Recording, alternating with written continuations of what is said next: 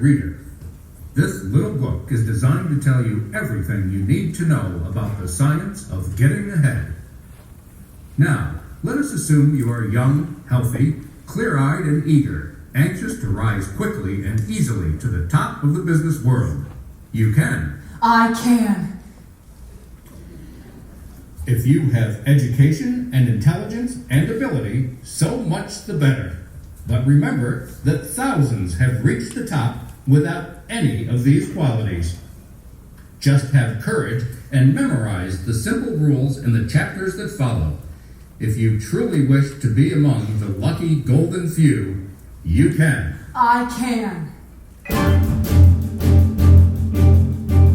How to apply for a job. How to advance from the mailroom. How to sit down at a desk. How to dictate memorandums.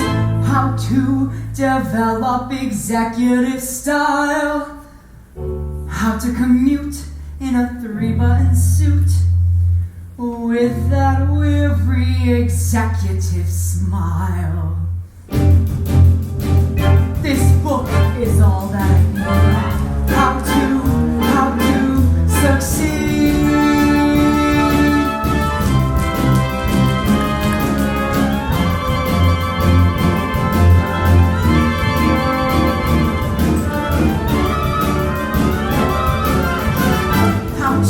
Observe personnel, how to select who to lunch with, how to avoid petty fun, how to begin making contacts, how to choose the right company.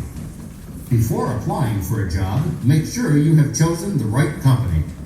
It is essential that the company be a big one.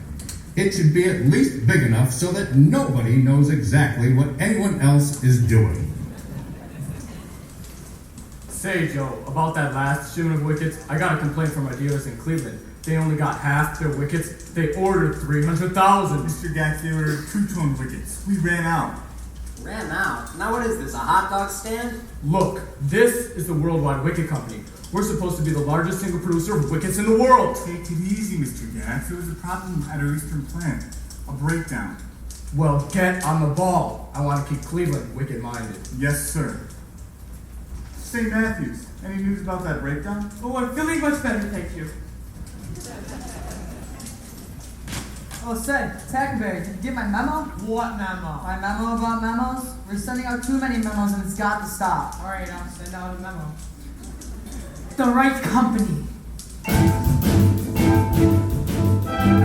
This book is all that I need. How to succeed.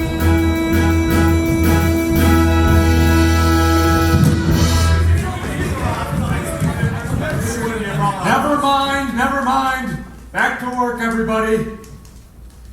You heard me, I said back to work. I'm sorry I bumped into you, sir. I would like to apply for a job. A job? Do you know who I am? No, sir. I'm J.B. Biggley. I'm president of this company. That's who I am. In fact, that's who the hell I am. How dare you come to me for a job? I'm sorry, Why do you sir. think I have a personnel man? Why do you think I have a whole darn personnel department?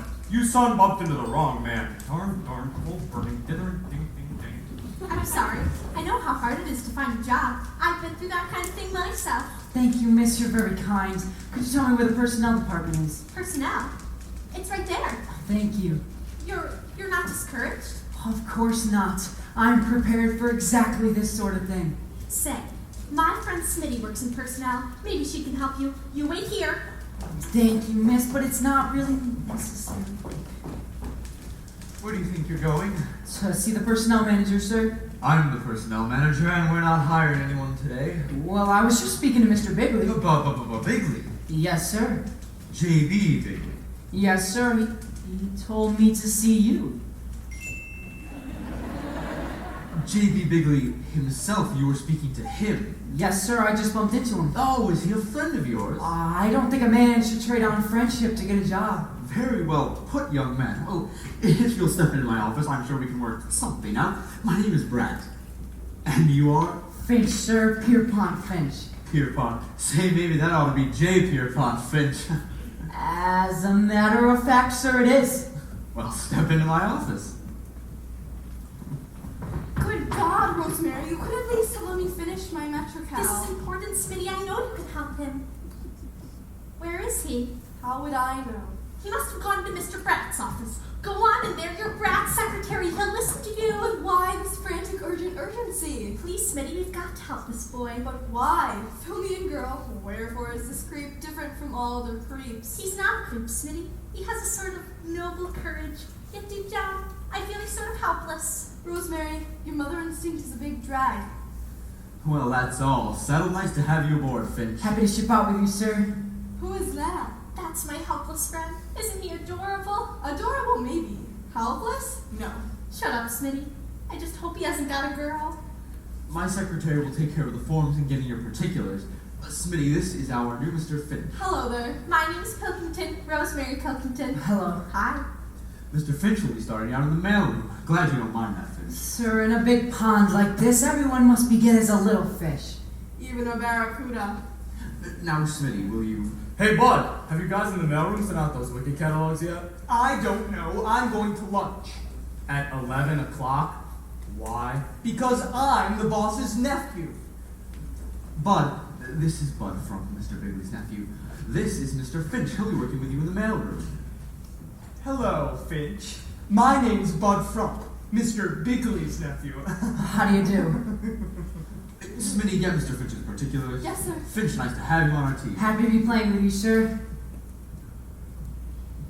Think you ambitious? Well, not necessarily. Good, good. Just keep that in mind. As long as you remember who I am and remember who you are, we'll get along just fine. If not... You'll go crying to your uncle. I beg your pardon, I do not go crying to my uncle. It just so happens that my mother is Mrs. Biggley's sister. If I feel that anything is wrong, I phone my mother, she phones Mrs. Biggley, and Mrs. Biggley phones Mr. Biggley. Now that's the democratic way. Mr. Finch, a man like you shouldn't have to worry about someone like him. Smitty, you were going to get Mr. Finch's particulars. Ah, yes, particulars. Now, Mr. Finch, the first question. Have you got a girl? Oh, girl, no. Good. I mean, that's the right answer. I mean, it's very wise not to have a girl. I'm glad you understand, Miss Pilkington. Some women wouldn't. But I feel if a man wants to rise in the world of business, a girl, or say, an emotional involvement only leads to getting involved emotionally. That's very intelligent, Mr. Finch. Yes. Rosemary, are you through with Mr. Finch? For the moment. Fine. If you send me to my office, we'll get our business done. Good luck, Mr. Finch. Thank you, Miss... Pilkington. Rosemary Pilkington. I'm glad to be aboard. Well, Rosemary, you see? I think he's fascinating. I've seen some ambitious characters around here, but this boy is eager to be proven wrong. New Rochelle. Huh? Or maybe White Plains. No.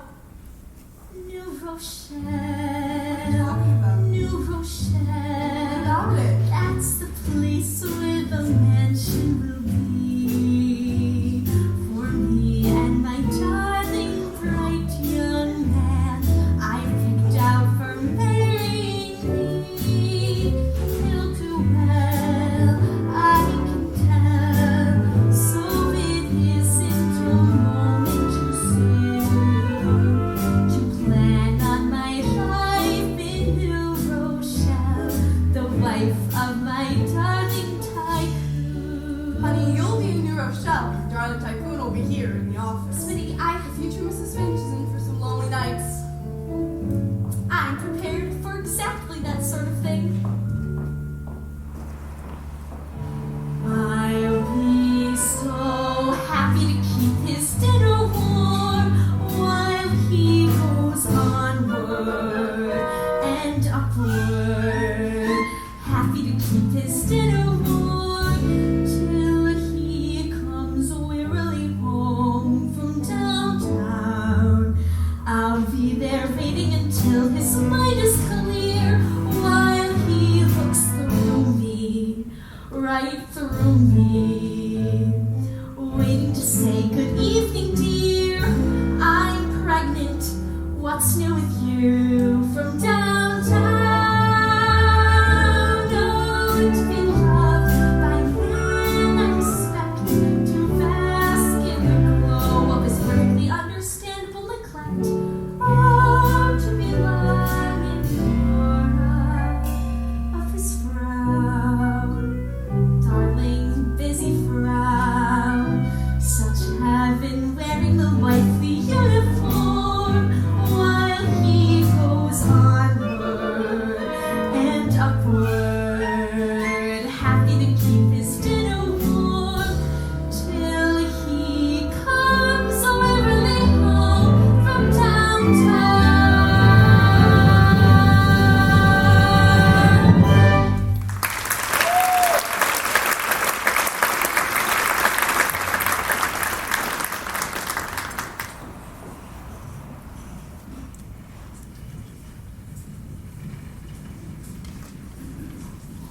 Coffee break! It's about time!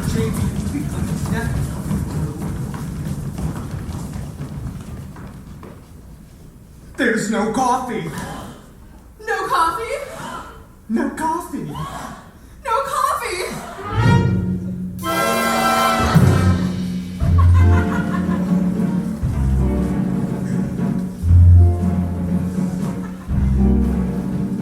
If I can't take my coffee break, my coffee break, my coffee break.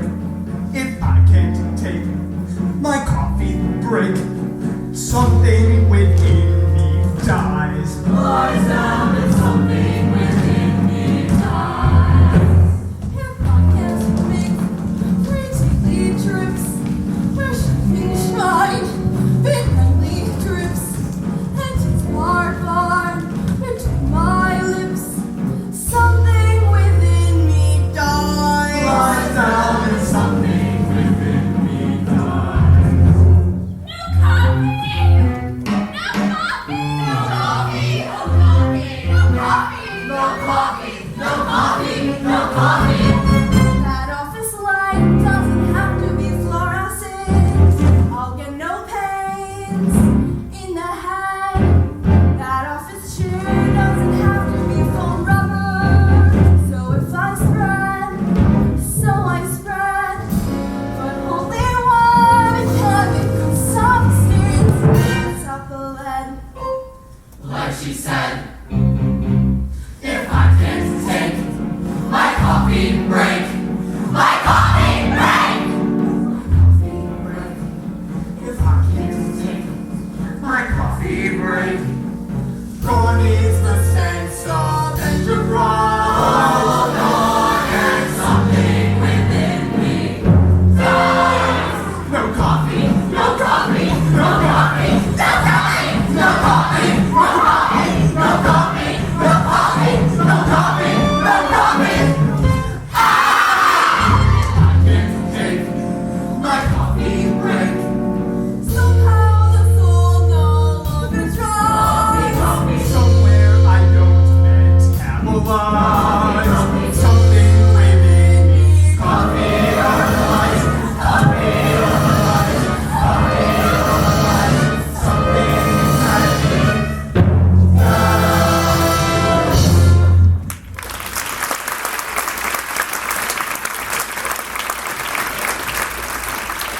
What's that? coffee.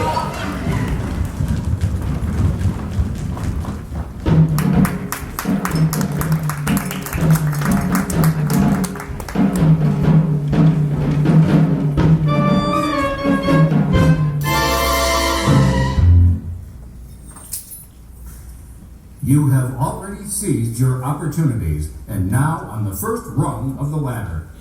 You are working in the mailroom. One word of caution about the mailroom.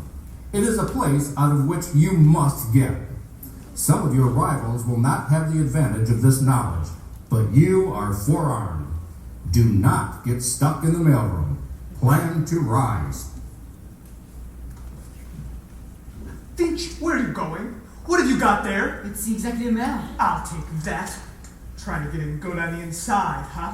I can't even take a coffee break around here.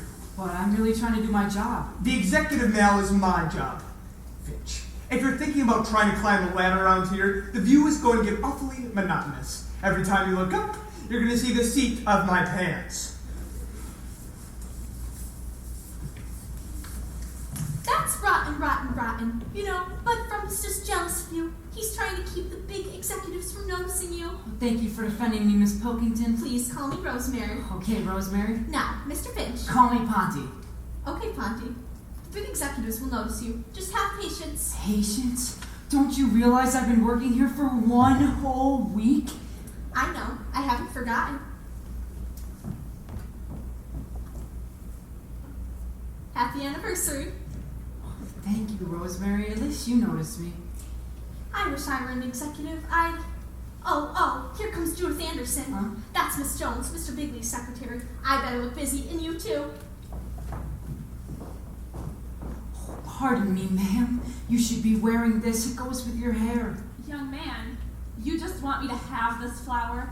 You don't know who I am. That doesn't matter. What matters is that the flower seems to cry out to be worn by you. Young man, I'm Miss Jones, Mr. Biggley's secretary. No. You can't be.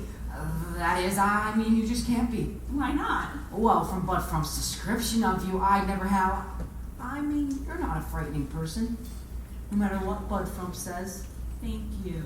If it's not out of place for me to say, Miss Jones, I think you're a very attractive person. What did you say your name was? Finch, ma'am. Finch. How is it I haven't seen you before? I'm not supposed to deliver the executive mail. That's his job. Bud Frump. Frump. Well, thank you very much, Finch. You're a very interesting young man.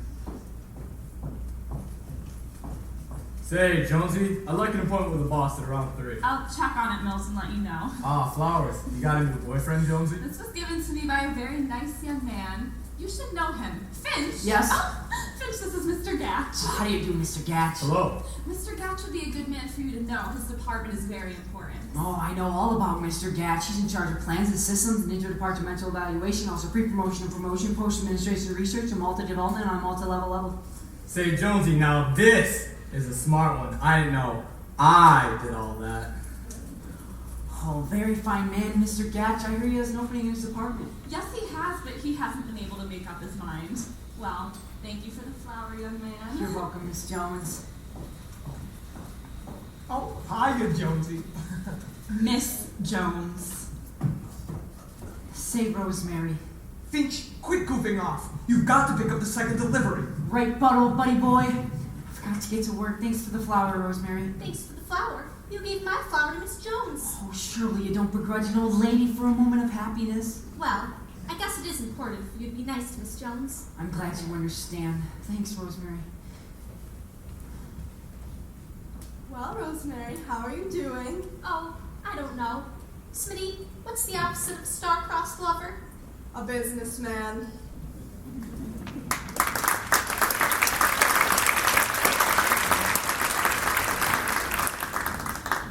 Hello? Give me an outside line. No, this call is not personal. I'm calling my mother. Thank you. One day when I'm running the show around here, I'll clear out the whole, "Hi, Mother, it's Bud. I know I left without my sweater, but it's warm. Now look, Mother, there's going to be a new head of the mailroom and I want the job. Now you've got to call Aunt Gertrude and..." I know I'm next in line, but there's a new fellow working here that's got me real worried. Oh, he works hard, comes in on time, never goofs off, he's polite. Oh, you know, a real rat.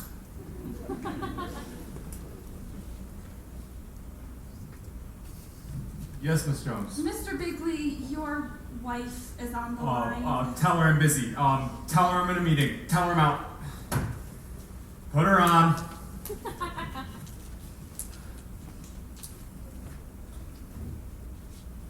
Hello, Gertrude. Glad you called. What's on your mind? I'm busy. Well, I can't help but there. The head of the mailroom should pick his own successor. If I switched signals in the middle of a play, it would upset the whole team. If I interfered, it would be nepotism. Nepotism. That's when your nephew's a gosh darn fool. Well, I'll see. Miss Jones? Yes, Mr. B. I told you that talking to my wife upsets me. Well, JB, you said to put her on. Never mind that. I need something to clear my nerves. Where's my, I put it in the back of your right-hand bottom drawer.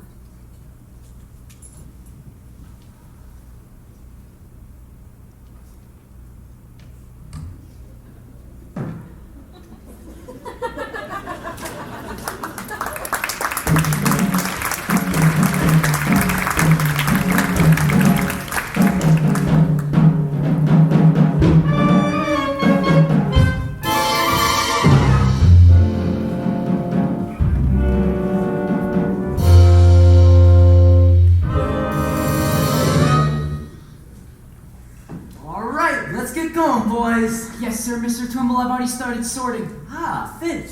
You know, as head of this entire mailroom, I would like to tell you I am very pleased with your work. Thank you, sir. You really have an inborn gift for mailroomery. Thank you, Mr. Twimble. Coming from you, that's a great honor. I got it. Hello, mailroomery. No, mailroom. Mr. Twimble, it's for you, Bratt and personnel. Ah, this may be a very important call for some of us. Hello? Finch, what's the big idea? What's the idea of what, bud? Oh, you know. You're trying to butter up Twimble. Well, believe me, it'll do you no good. Good gosh, bud, just because I'm being nice to a man doesn't mean I have to have an angle. If anybody's gonna get this job, you know. I got you, Mr. Bratt. Thank you very much. Well, boys, it looks like they're going to be promoting old Twimble to the shipping department. Who's gonna be the new head of the Oh, mailroom? now, I won't say till it's official, but Mr. Bratt is going to leave the choice to me. Twimble, He said, the mailroom is the nerve center of this mighty organization. You've been an outstanding mailroom head, and we want you to choose your own successor. And we want you to choose him on merit. On merit alone. That's not fair. I'm going out for a smoke. smoke. Oh, he's going to call his mother. But that's not going to help him. If I have anything to say, I have somebody else in mind for this kind of job. Mr. Twimble. Yes. You've been with this company a long time, haven't you? A long time. Ooh, just last month, I became a quarter-of-a-century man. That's beautiful. Gee, a quarter of a century. Quarter of a century. And how long have you been in the mailroom? 25 years. Yep, it's not easy getting a medal like this. It takes a combination of skill, diplomacy, bold caution. When I joined this firm as a brash young man, well, I said to myself, now, brash young man, don't get any ideas. Well, I stuck to that. I haven't had one in years. You play it safe. I play it the company way. Wherever the company puts me, there I'll stay. But what is your point in I have no point of view. supposing the company thinks? I think so too. What would you say if What I wouldn't say. your face is a company face? It smiles at executives, then goes back in place. The company furniture, Oh, it suits me fine. the company letterhead It's is a Valentine. Well, is there anything you're against? Unemployment. Would you need hobbies?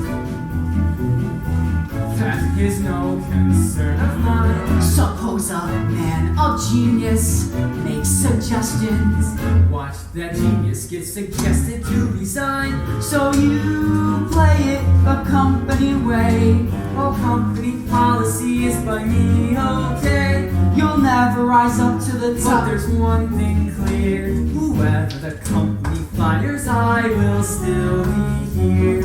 Oh, you certainly found a home. What's cozy? Your brain is a company brain. The company washed it and now I can't complain. The company magazine. Boy, what style, what punch. The company restaurant. Every day, same lunch. Ooh, their haddock sandwich. It's delicious. I must try it.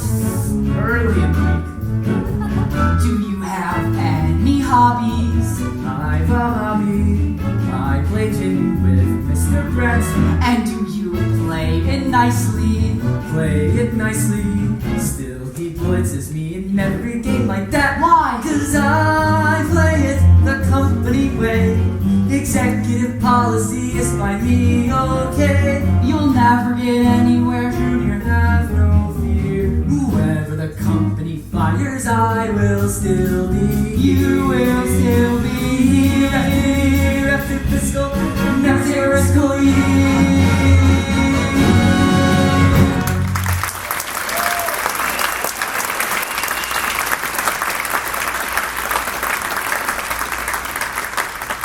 Well, let's get back to work. They may be promoting me, but until then, the mail must go through. Oh, hi, bud. How's your mother? What mother? What mother? Hello, man. Well, Twimble, it's all set. As of today, you're head of shipping. Oh, thank you, Mr. Bratt. Now let's talk about your successor. Yes. Say, Bratt, have you heard from my uncle today? No, bud. Well, go ahead, Twimble. Your shoes are going to be hard to fill, but who have you picked to fill them? Well, Mr. Bratt, I've given it a good deal of thought, pro and con. I think your man is young Finch. Congratulations, Finch. I'm going out for a smoke. Oh, thank you, but I can't accept. Are you turning this job down? That's right. I feel there is a man who is better qualified, a man who has been here longer than I have. Gentlemen, I recommend Bud Frump. You're kidding. But Frump? Well, this is something. I'm surprise-wise. I'm gonna go call my mother and tell her. I don't understand. Let me explain, Mr. Twimble. Knowing you has taught me a lot. Hello? Yes, JB, this is Bratt. That's the big boss. Oh, I understand your problem, JB. Actually, we had picked someone else, but the young fellow we picked turned the job over to Bud. Well, he seemed to think Bud was better qualified. No, he doesn't seem to be out of his mind. He was explaining about it when you called. Go ahead, Finch. Mr. Twimble, the great thing you have taught me is that no individual is as important as the whole company. He says no individual is as important as the whole company. The whole team is greater than any single The player. whole team is greater than any single player. The whole crew is greater than any one The oarsman. whole crew is greater than any one oarsman. The whole salad is bigger than any piece The of whole lettuce. salad is... Oh, you can hear it. The whole omelet is bigger than any one egg. Isn't that great, JB? Sort of chokes you up, doesn't it? His name? It's Finch. Finch. Finch. Right, well, I'll be keeping an eye on it myself. See you later, JB. Finch, you got me off the spot with Mr. Biggley. Glad to help, Mr. I Bratt. appreciate it. Twimble, good luck. Thank you. Say, Mr. Twimble, don't I have to take this letter into Mr. Gatch? Gatch? Gatch? Gatch? Say, I just remembered. Mr. Gatch is looking for a new junior executive in his department. He is?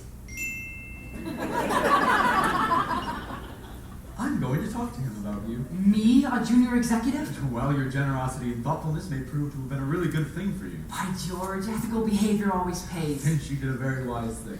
Ah, that doesn't matter. I did what was right. My mother was very happy. Gentlemen, the new head of the mailroom, Bud Frump. Thanks, Fonzie, old man. Good luck, Bud. Come along, Finch. I want to talk to you. He sure amazed me. I'm still wondering why he did that for me. So do I.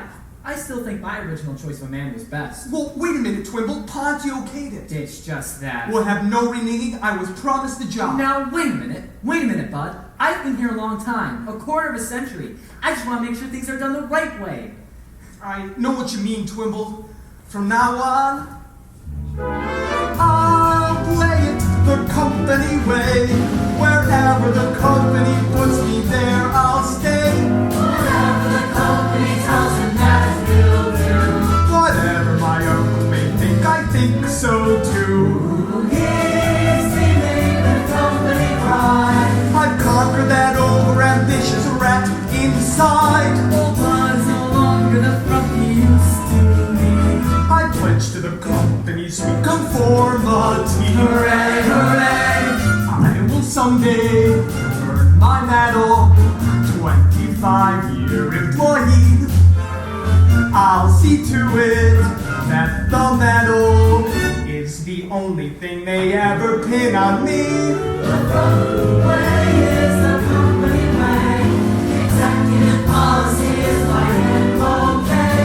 I'll never be president, but there's one thing clear. As long as my uncle can steer me, I will still be here. Well, that company they like to call our company. I'm so proud. Congratulations to the company made company. I'm happy. It will never come from the company man. Crumble play the company, crumble play the company, crumble play the company way.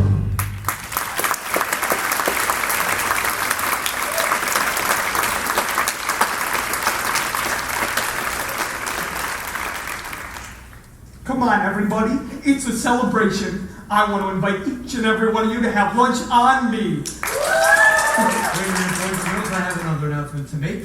Mr. Gatch will be taking young Finch into his department as a junior executive. Wait a minute. Just a minute. That lunch was Dutch. In fact, it's canceled. Wait a minute.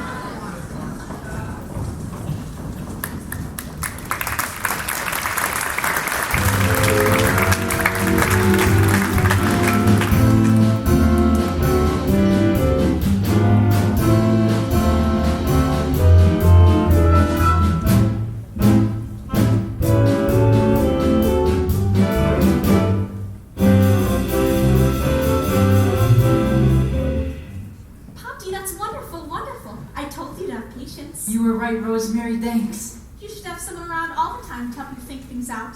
Maybe I should. Hedy, I'm always available. Oh, one of these days I hope I can show my appreciation and... Lunch. Huh? I said lunch. What about lunch? I'd love to. Love to what? You said, what about lunch? Gee, I thought you'd never ask. Let's see, where will we go? Say, I know. There's this little tea room, a very cute place called the Hungry Tea. It's very reasonable. I'll get my things and meet you right here. I didn't mean what about lunch. I meant what about lunch. Say, Finch, Yes, Mr. Gatch? how's the young junior executive feeling? Just fine, Mr. Gatch, fine. Come on, I'll take you to lunch at the executive club up on the roof. Lunch in the executive club, me? Aw, sure. Now that you're a junior exec, I can put you on my expense account. Oh, that's a great honor, Mr. Gatch. I'll get my jacket. Okay, I'll meet you at the elevator. Ah, Rosemary, dear, seeing you just brightens up my day. Please, Mr. Gatch. I've got to stop reading Sports Illustrated. Rosemary, I've got a surprise. Mr. Gatch is taking me to lunch. To lunch. Yep. How do I look? You look fine, Conti. Just fine. Thanks, Rosemary.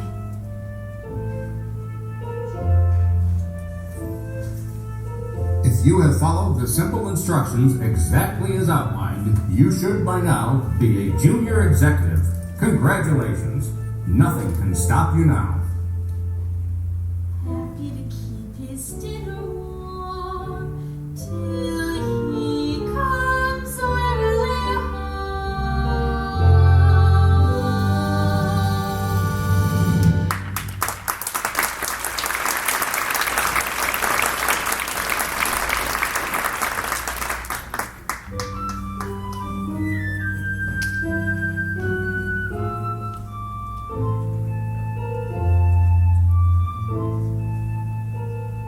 Yes, dear. Yes, dear. But dang it, Gertrude, I don't have time for this nonsense about Bud. I know blood is thicker than water, but Bud Frump is thicker than anything. I'll promote him when I'm ready. Now you listen to me, Gertrude. The next time Bud goes and complains to his mother, she complains to you, and you call me, you're all fired. Yes, Miss Jones. There's the young lady who insists on speaking with you, Mr. B. She says it's personal. What does she want? What's her name? She says you'll know. Put her on.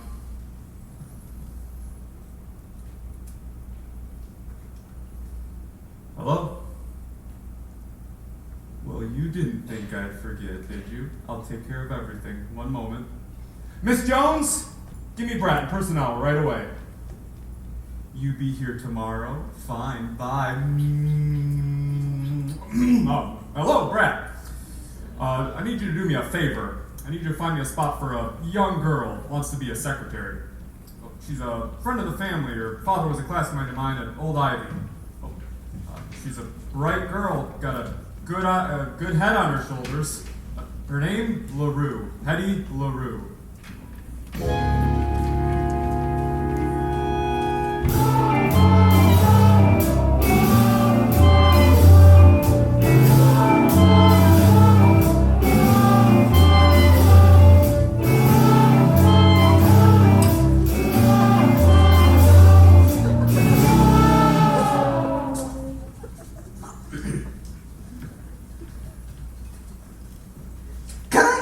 Can I help you, honey?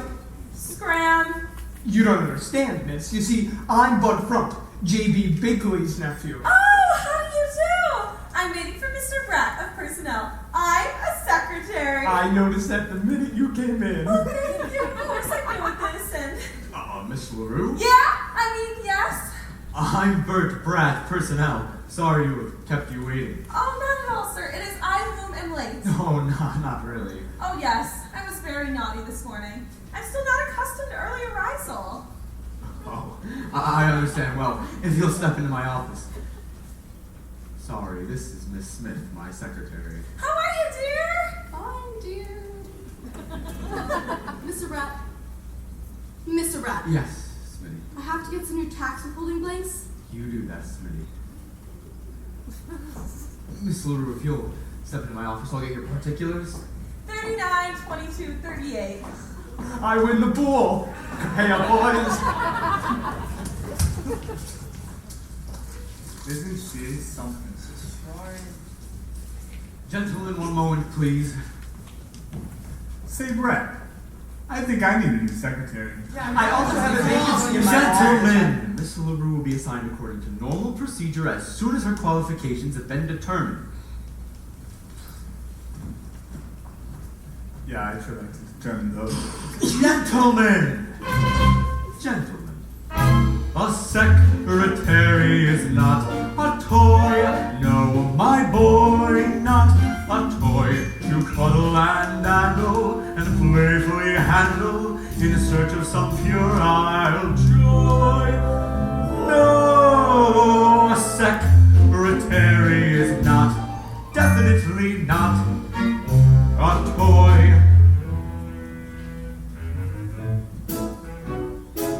You're absolutely right, Mr. Bratt. We wouldn't have it any other way, Mr. Bratt. It's a company rule, Mr. Bratt.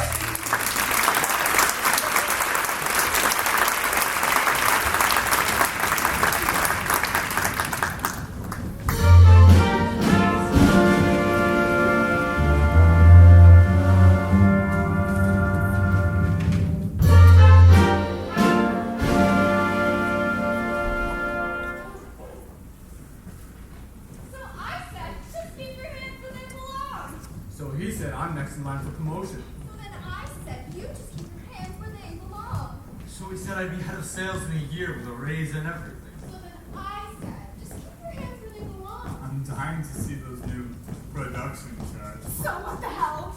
I'm having dinner with him! Did you let my wife know I won't be home for dinner? Yes, Mr. B. Oh, by the way, you left your golf clubs in the office.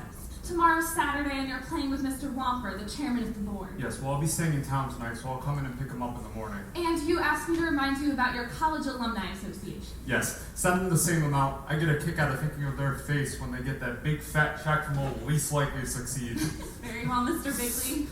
Say, JB, there's a phone call. Your wife. Dithering, ding, ding, ding. I'll take it in your office. That's all, Miss Jones. Oh, Miss Jones. Oh, hello, Ponty. How's the young junior executive? Just fine, Miss Jones. Thanks to the helpful advice I've been getting from you. Well, I'm glad our little talks have proven valuable. They sure have. Oh, by the way, good luck tonight. Good luck. Yes, in the bowling tournament. I hear you're the best bowler on the ladies' team. How sweet of you to be interested in a thing like that. I'm fascinated by the hobbies of people I like. Say, would you like to come watch us bowl tonight? I'd love that, Miss Jones, but I have to get to bed early. I'm working tomorrow. On Saturday? No one around here works on Saturday. Ponty, you're a very unusual boy.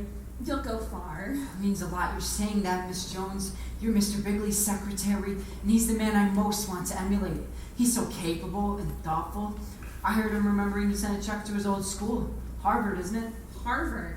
Don't ever let JB hear you say that. He's a groundhog.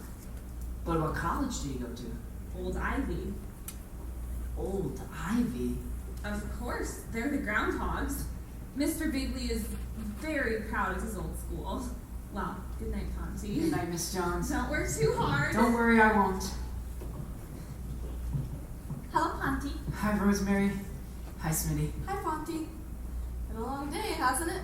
Sure has. I haven't seen you since you got your new job. I've been working pretty hard. Been a long day. Say, Rosemary, where are you having dinner tonight? That depends. On what? On where I'm having dinner. Huh? Oh.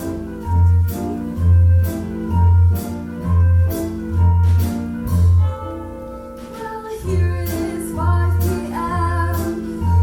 The finish of a long day's work. And there they are, both of them. The secretary and the clerk. Not very well acquainted. Not very much to say. But I can hear those two little minds ticking away. Now she's thinking, I wonder if we take the same bus. and he's thinking, There could be quite a thing between us. now she's thinking, It really isn't here. and he's thinking. But what if my career? Then she says, and he says, Well, it's been a long day. well, it's been a long, been a long, been a long, been a long day.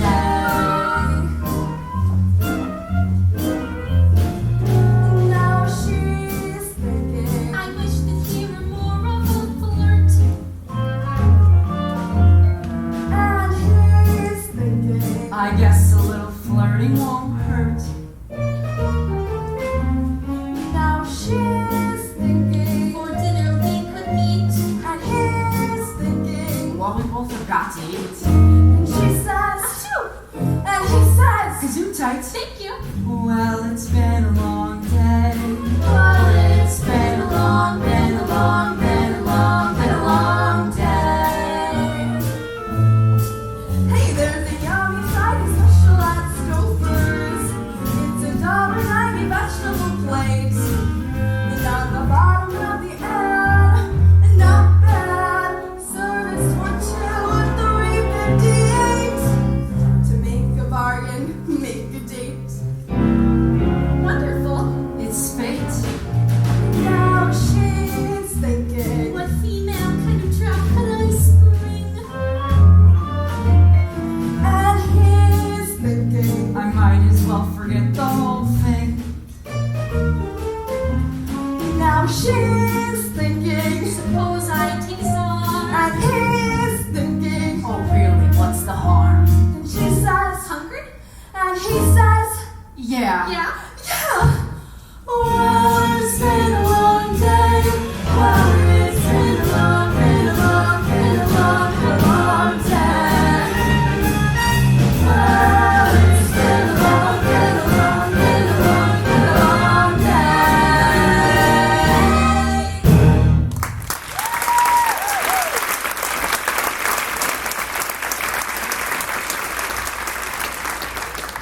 Bud! You've been complaining to your mother again. She wants you promoted. Well, why not? Other people are being promoted. Well, I told your Aunt Gertrude that. There you! Good evening, Mr. Biggley. Good evening, Miss LaRue. Uncle Jasper! I told you never to call me that around here. I'm sorry. JB! Haven't you got something to do? I was just gonna get my hat and go home. Good.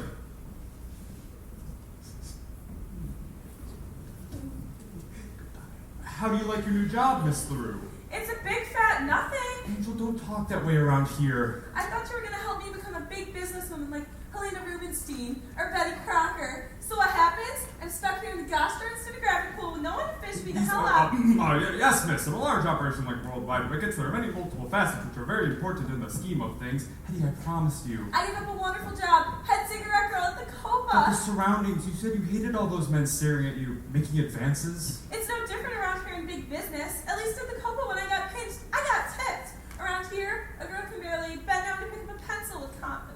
Hedy, has someone been...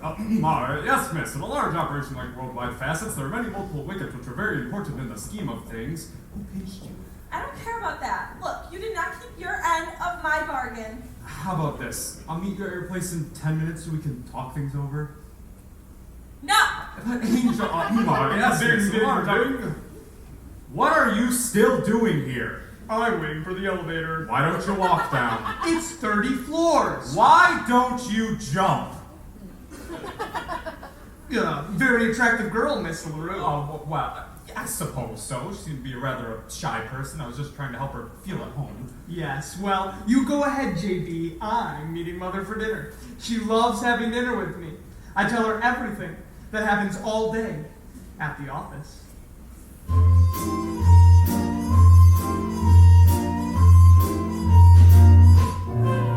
Now he's thinking the kid could really put me through hell. And she's thinking the kid could even need the hotel. Now he's thinking I wonder if he dare. And she's thinking there's blackmail in the air. And he says it's a holdup. And she says down? Okay, wait a minute. You're promoted.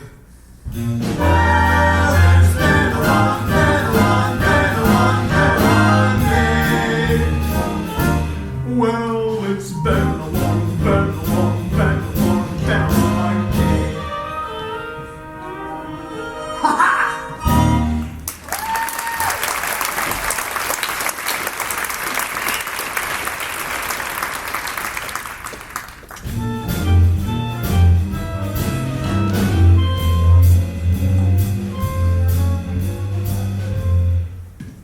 Okay, Jackie, that's it. Yup, all spick as a span. I bet now some slob will come in and dirty it all up. Nah, not on a Saturday morning. Come on, let's go do the big shots.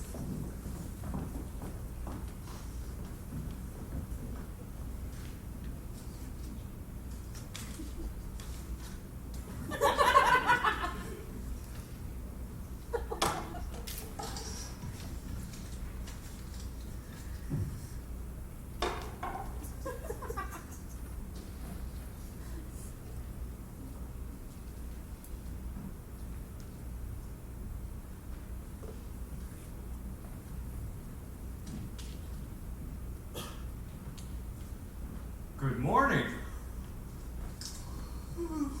It's good morning already? Good gosh, man, have you been working all night? I just had a few things to catch up on. I shouldn't be much longer. By George, your name escapes my mind. Finch, sir. F-I-N-C-H. I've heard great things about you from my scouts. Oh, thank you, sir. You know, it's good to see a man like you carrying the ball around here. You make me feel a little bit guilty. I was just coming in to pick up my clubs. I'm playing around with Wally Womper, who's chairman of the board, you know. I imagine one has to do that sort of thing once in a while. Well, don't go working yourself too hard now, Finch. Don't worry, I won't. I'll go grab those clubs.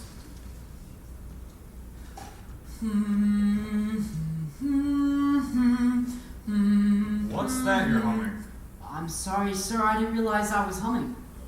That's the old Ivy Fight song. I guess it was unconscious on my part. Were you a groundhog? Did you go there? Well, sir. I know some men have an inferiority complex because they didn't go to Princeton or Yale, but you're not ashamed to be a groundhog, are you? No, sir, not a bit. Now that's the groundhog spirit. I should have known you were old Ivy. What year? What year did you graduate, Finch? I'm sorry, sir. I was just thinking about the big game today. I'm not going to be able to make it. We're playing the Chipmunks. I won't be able to make it either. I hope those coal-burning chipmunks don't give us too much trouble. We should take them. Charnowski's knee is much better. Yes, with Charnowski in there, the team's morale will be up. He's the dirtiest player we've got. Even though we're not there in person, we'll be rooting for him, right, sir? Right. Groundhog! Groundhog!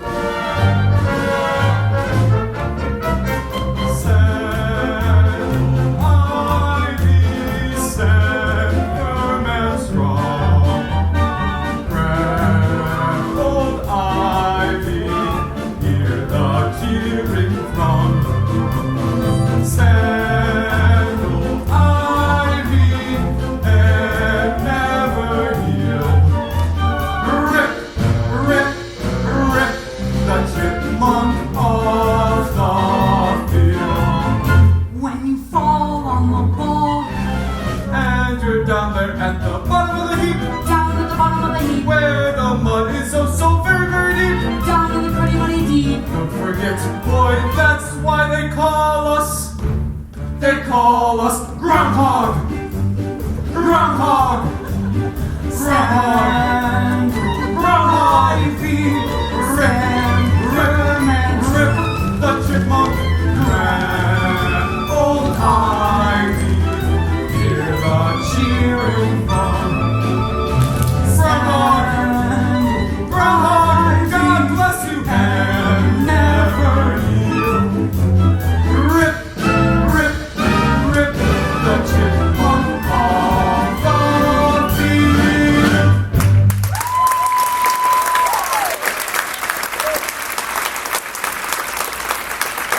I enjoyed that, sir. So did I. Well, I'll go grab those plugs now. Rip, rip, rip.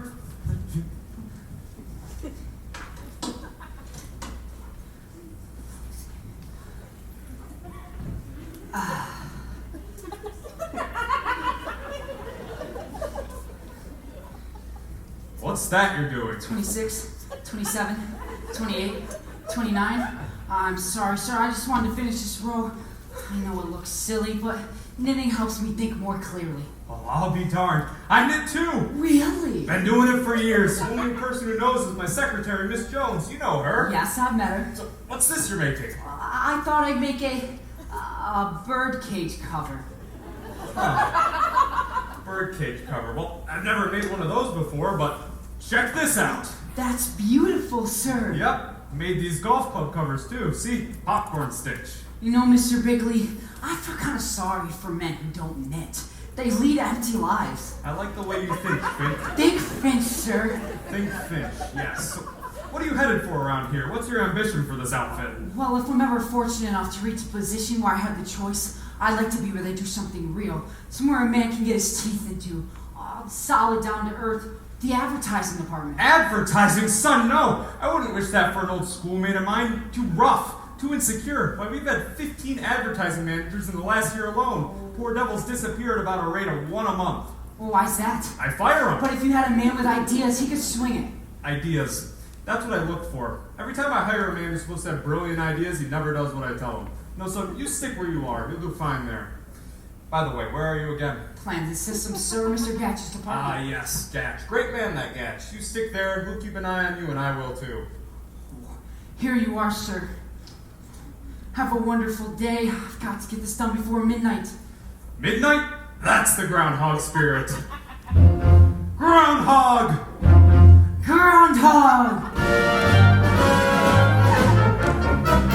Stand, old ivy, stand firm and strong. Rip, rip, rip, a chipmunk off the field.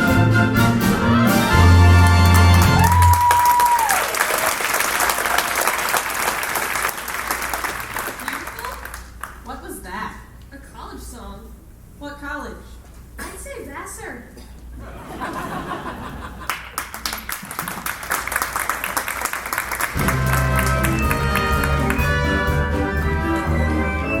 Hello? Bratt? This is JB. Say, what are we running around here? A sweatshop? We're working that boy too hard. Who?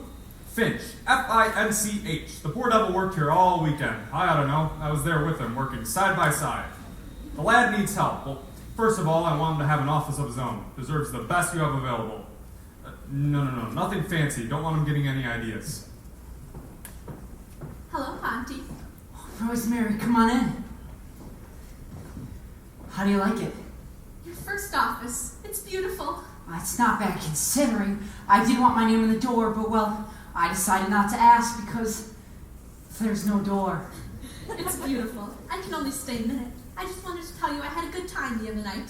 Me too. I enjoyed the conversation. It was, well, I guess I talked the whole time. I liked it.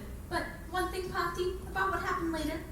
It was our first date, and I don't want you to get the wrong impression of me. But, well, I guess it's natural for a fellow to get a little fresh with a girl and make a pass at her. But you didn't do anything. I had to get up early. Sir. Miss. I'm Miss LaRue, honey. What can I do for you, Miss LaRue? A secretary was ordered to be assigned to you. I'm your assignation. You didn't tell me you were getting a secretary. I just found out myself. Well, happy dictation, Ponty. Bye. Won't you sit down, Miss LaRue? Thank you. Now, Miss LaRue. Oh, just call me Hedy. Well, perhaps in a business relationship. You're cute. Excuse me a moment. Choosing a secretary can be fraught with peril.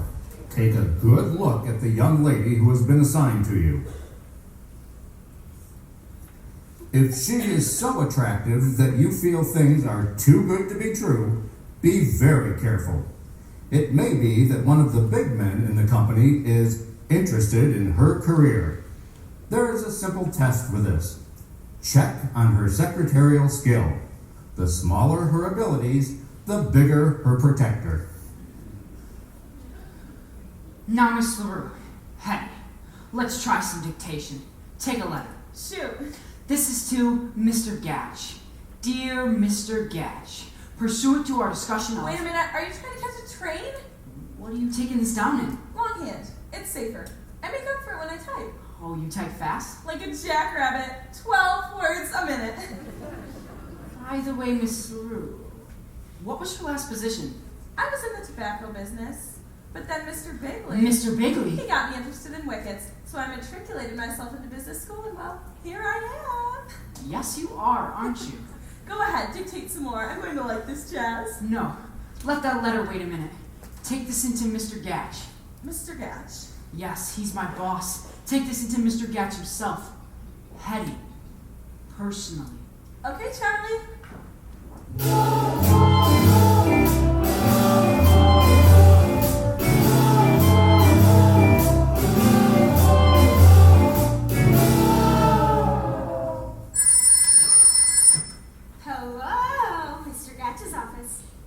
One moment. Mr. Gatch, Mr. Finch's secretary is outside and she'd like to see you personally. Have her come in. I'll get her.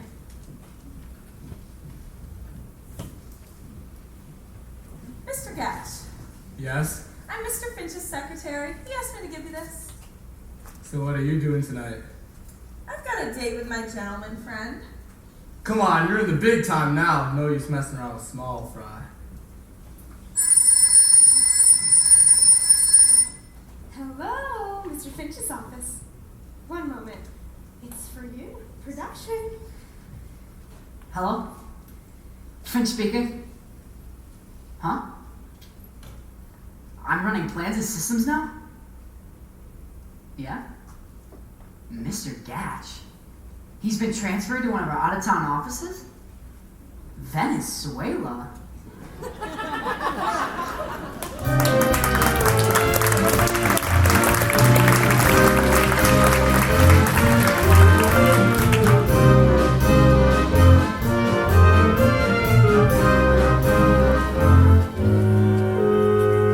Say, Jenkins, I was just going to call you.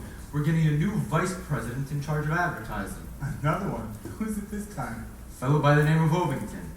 Benjamin Burton Daniel Ovington. BBD.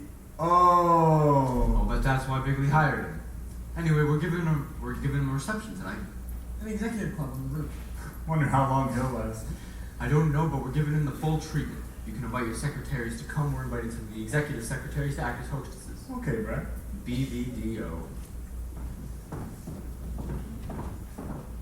Rosemary, where have you been? I had lunch without you. Smitty, I've been made secretary to the new advertising manager. Oh, good. What's he like? Oh, I don't care about him. But this means I'm invited to the reception this evening, and Ponty will be there too. Smitty, I've been dreaming of a chance like this. Ponty has never seen me all dressed up, glamorous. Do you know what this is? Your lunch? Smitty, this is the key to how to succeed in Finch. A new dress. It's just beautiful. I hope it works. Good luck, Rosemary. Thanks, Smitty. I think maybe I'll get a new dress for tonight, too. Good idea. I hope you're very popular at the party, Smitty. Maybe I will be. At that. I'm thinking of starting a secret rumor about myself.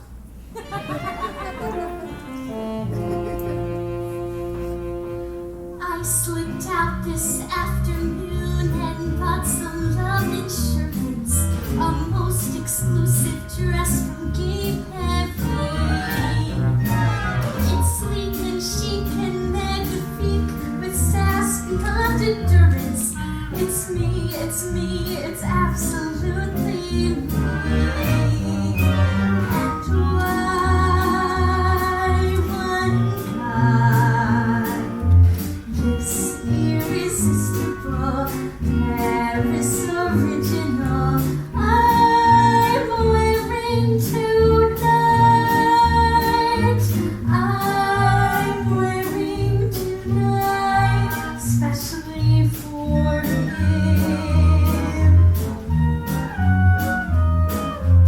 This irresistible Paris original I'll pay for and mine.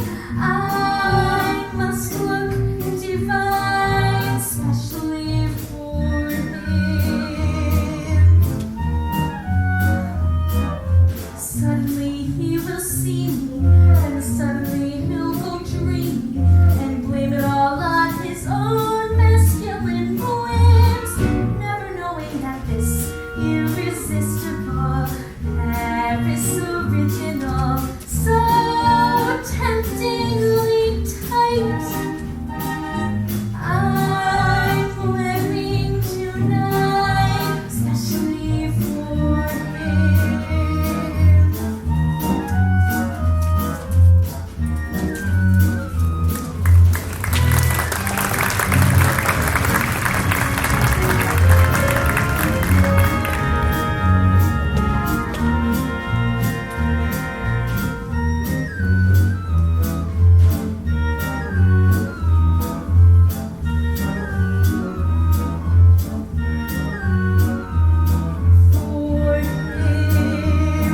For him, this irresistible Paris original I'm wearing tonight.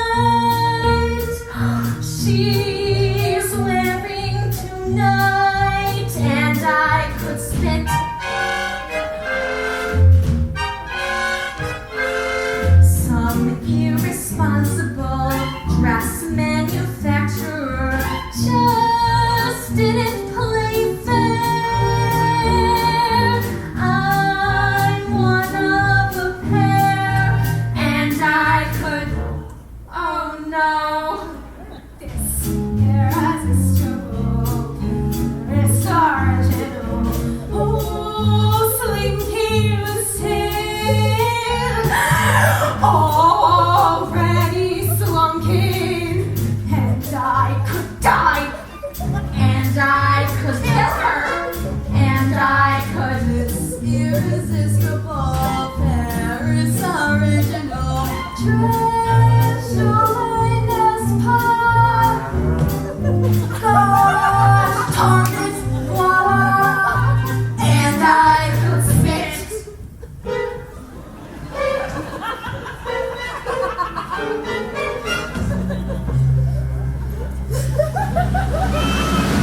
Girls! Tonight outside and out, there's something to make me stand out, and suddenly I've gone into video press. So laugh! This irresistible Paris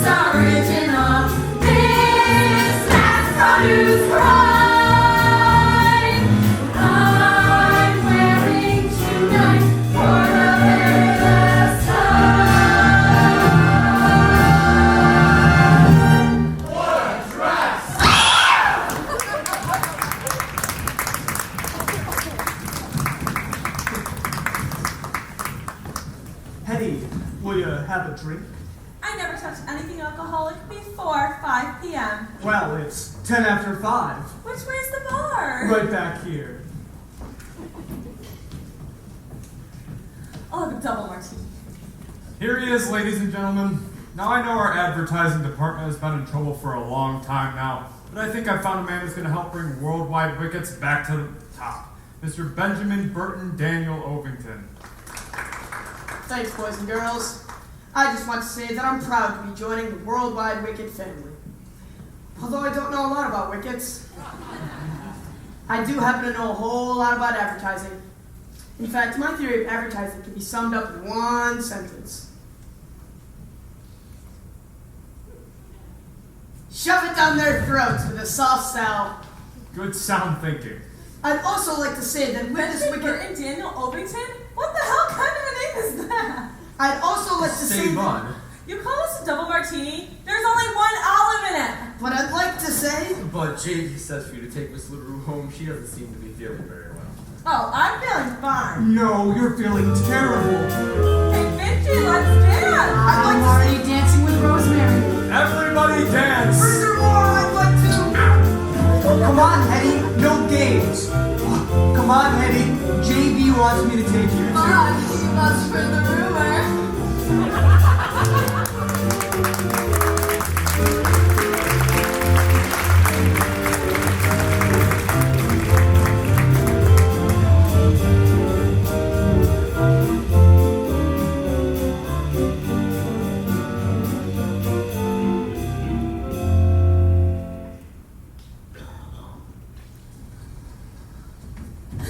That elevator ride made me dizzy. Come on, Hedy. What I need is a shower.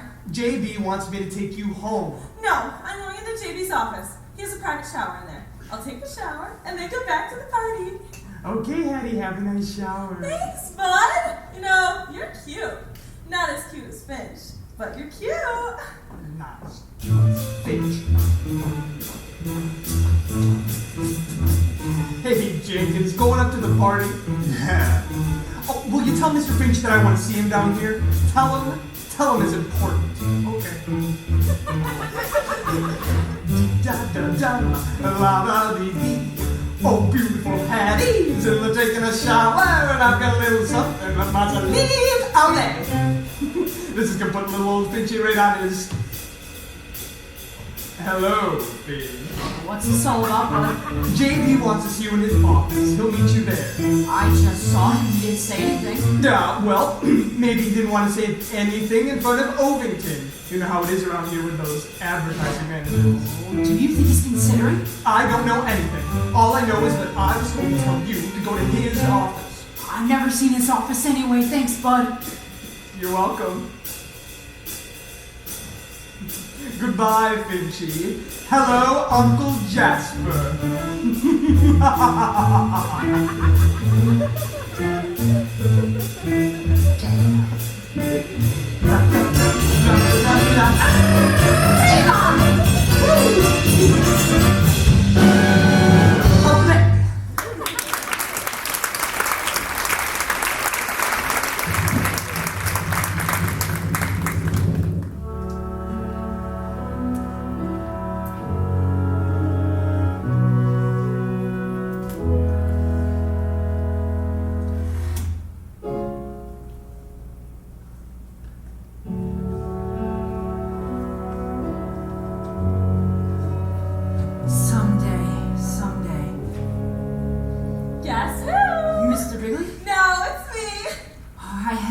I was supposed to meet Mr. Biggley here. Mr. Biggley? Oh, he's not coming. Somebody gave you a bum steer. I should have known it was a rib. Well, I'd better... What's your hurry? I think I'd better get back to the party. It's more fun down here. Well, I think I'd better... You're anxious to get back to that Rosemary, huh? Are you stuck on her? Oh, Rosemary, she and I are just good friends. That's very sensible. An up-and-coming young chap like you shouldn't be tied down. I've been watching you, Buster. You're going places. Venezuela? Look, Hedy. She'd die if he walked in and found you kissing me. Frankly, I'd rather he didn't. Come on, let's try it. You'd better, Finch. If you don't kiss me, I'll tell JB you did. Okay, just once.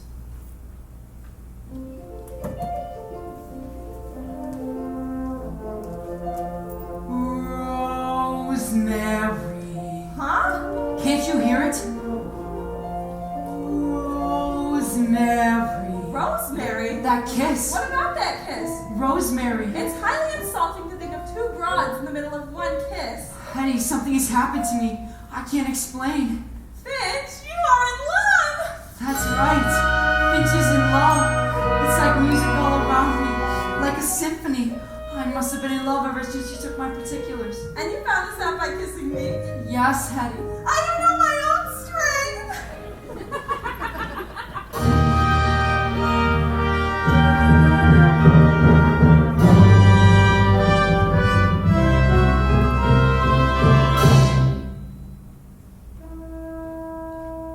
Suddenly there is music in the sound of your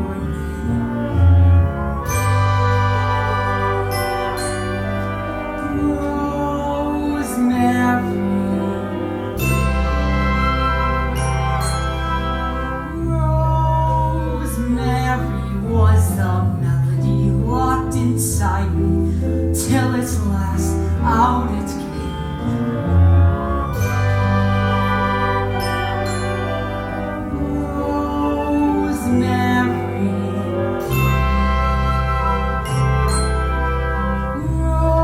Rosemary, just imagine if we kissed. What a crescendo.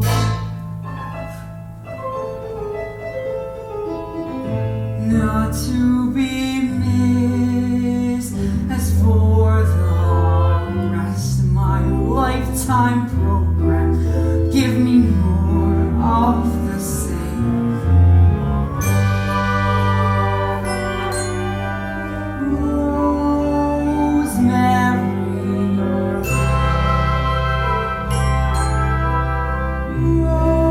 Rosemary, there is wonderful music in the very sound of your name.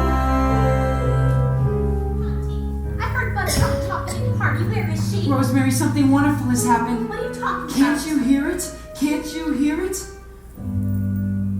Suddenly there is music in the sound of your name. I can't hear a thing.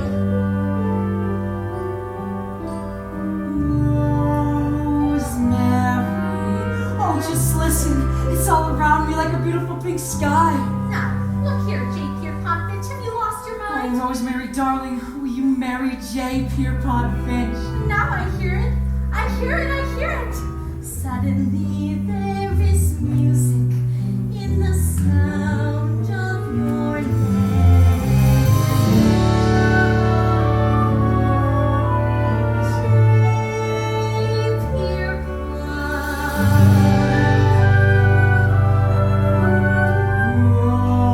Rosemary, just imagine if we kissed. What a crescendo.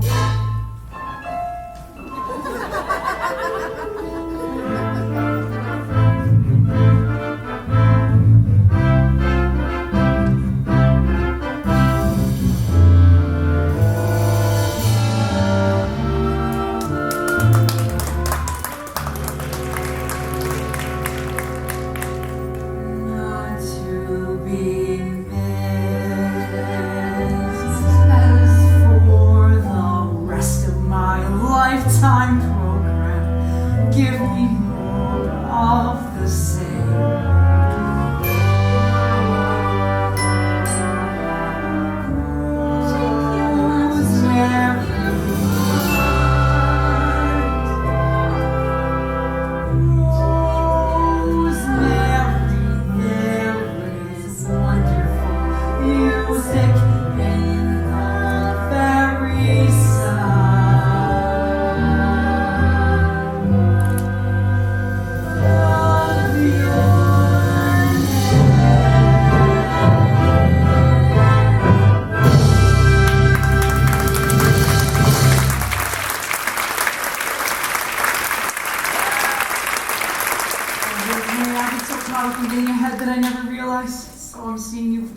time. And I'm seeing you for the first time. You have on 2 different kinds of lipstick, mine and hers. Oh, Rosemary, this is very easily explained. You don't understand. Yes, I do. Well, don't let me keep you. Go on, go back to making out with her, take her home for the weekend. I don't care. What will I do? Let's do what she said. Oh, you get back in there. I have nothing to hide. Yes, you do, and keep it hidden. You snake, now kiss me. I'm sorry, I thought, Oh, it's my fault, Mr. Biggley. I insisted Mr. Finch show me your office. actually I just came in to wash up, so, Excuse me? Finch, I owe you an apology. You do? For what? Never mind that. However, I do want you to know that I do not approve of what I saw. An executive should not be maintaining a relationship with his secretary. Oh, but Miss Pilkington is not my secretary. Good point. We figured you might be here, JB. We've been waiting for you. I still haven't finished my speech. You made a fine speech. Yes, Mr. Ovington, very good speech. Oh, Mr. Ovington, this is Mr. Finch of Plans and Systems. How do you do, Mr. Ovington? Good, how do you do? I didn't get a chance to tell you at the party, Mr. Ovington, but I'm very interested in advertising. And I read a lot about you in Fortune magazine, some wonderful stuff. Thank you. Say, Mr. Biggley, did you know Mr. Ovington was an all-American halfback at college? Is that so? Where'd you play, Ovington? The greatest little college in the world. Northern State. A chipmunk! I sure am a chipmunk. Did you see the way we murdered those groundhogs last Saturday? Mr. Ovington, I'm no bigot. I've hired men from all colleges, Trojans, Bulldogs, Oranges, but never a chipmunk. Your resignation is accepted. Rip the chipmunk off the field. Chipmunk, chipmunk.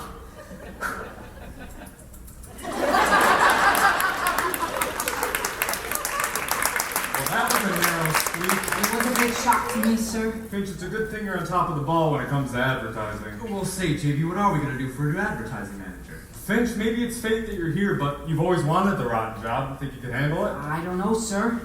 There's one thing I've always admired in a man, it's humility. Finch, I'm making you a vice president in full charge of advertising. Me, vice president? Look, JB, I don't want to question your judgment. Finch is very bright, but he's rather inexperienced, don't you think? And well, I like him. Bratt, I think we're onto something here. Finch is a bright young man full of great ideas. So ideas, tell us some of them, Finch.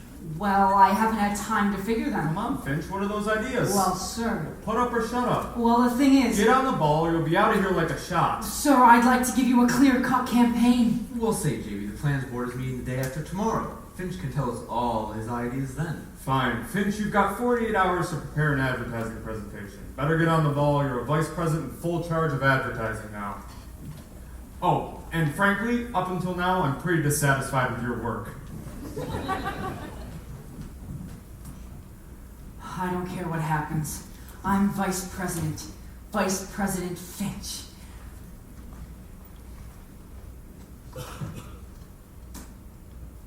Hello, stationery shop downstairs. This is Mr. Finch. Remember those cards I spoke to you about last week? Go ahead and print them right away. Now, let's see. Oh, ladies, you can come out now. Thanks, Rosemary. Rosemary, I've got a surprise. I've been made vice president. Congratulations! Can I be your secretary? I'd love that, Hedy. But Rosemary's going to be my secretary. I'll go back to the steno pool. Guess we'll have to wait for that pigeon until after he's married. Rosemary? Am I really going to be your secretary? Well, you were Mr. Ovington's secretary, and now I'm taking over his old apartment. And what makes you think I'd be your secretary? I'd rather die. Oh, you must. You have to. I'm in charge of advertising now. You know what a tough job that is. I can only do it if I have your help. Rosemary, I need you. You do? Well, in that case, all right, I'll be your secretary. Wonderful. Now let's get to work. Finch, aren't you forgetting something? Oh, yes. Hello, operator. Who paints names on office doors? Finch, aren't you going to kiss me? Kiss you? I can't. Why not? You're my secretary. Wait a minute, Rosemary. Hello, name painter. Wait a minute, Rosemary. Hello, name painter. I want my name on my door in gold leaf. J. Pierpont Finch. J. Pierpont. Suddenly there is music. Yes, all in capitals. the sound of my name. Yes, block letters. J. Pierpont. Rosemary. Vice President. Vice President. In charge of advertising. There must be a way to stop him. There must be. F-I-N-C. There must. All of my lifetime program will be more of Oh, yes, the usual spelling. J.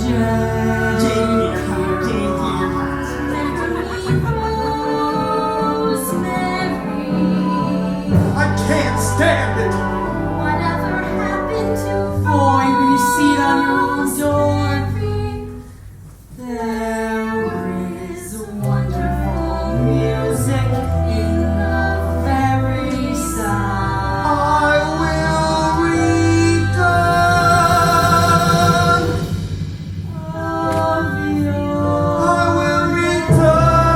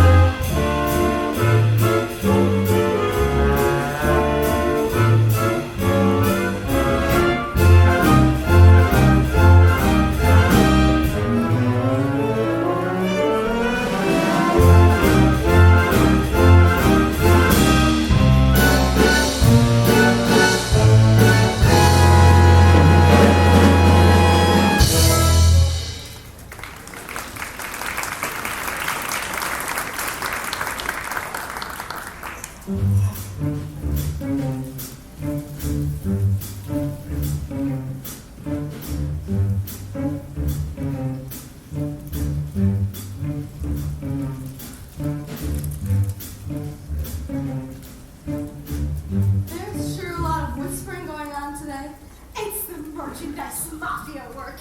Ever since Finch became a vice president, they've all been scared out of their wits. When's the big meeting? It's after this afternoon. I hope Ponty comes up with something. Where are you going? Home at 10 o'clock in the morning. I've resigned. I'm quitting. Nonsense. You've been threatening that all week. This time, it's official. I left a letter of resignation on his desk. Wait till he reads it. But, Smitty, I just can't take it anymore. I don't mind a person ignoring me completely, as long as he pays a little attention. Smitty, he doesn't need me. But he did tell you he loved you and he wanted to marry you. Shh, that was supposed to be a secret. Don't worry. I won't tell anybody. What's the matter? Rosemary's resigning from Finch. But I thought he was going to marry her. I thought so too. Me too. I only told the girls. Don't worry, she will forgive him. Never. Aw, but you got to. look, Rosemary, there's one thing you can't overlook. That's loyalty. I've been very loyal to him. I mean to him. I mean to us. Us girls. How often does it happen that a secretary's boss wants to marry her? Hallelujah. How often does a dream come true without a sign of conflict or never? Hallelujah. Why treat the man like he was a typhoid carrier? How often can you fly from this land of carbon paper to the land of flower chins? Hallelujah. How often does a Cinderella get a crack at the prince?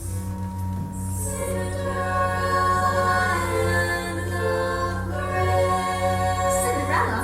I'm no Cinderella. I've got $85 in the bank in a savings bond. It's not a matter of money. He's a vice president. That automatically makes him a prince. True? So that automatically makes you a Cinderella. See? Don't you realize? You're a real life fairy tale. A symbol divine. So if not for your own sake, please, darling, look for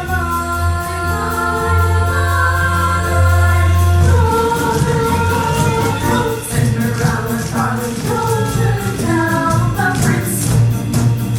Don't rewrite your story. You're the legend, the folklore, the working girl's dream of glory. We were darling, and we loved you ever since. Don't have some major miracle note. Cinderella, don't turn down the prince. Oh, let us live with you each hour of each day. I'm from Bergdorf, good man. To Elizabeth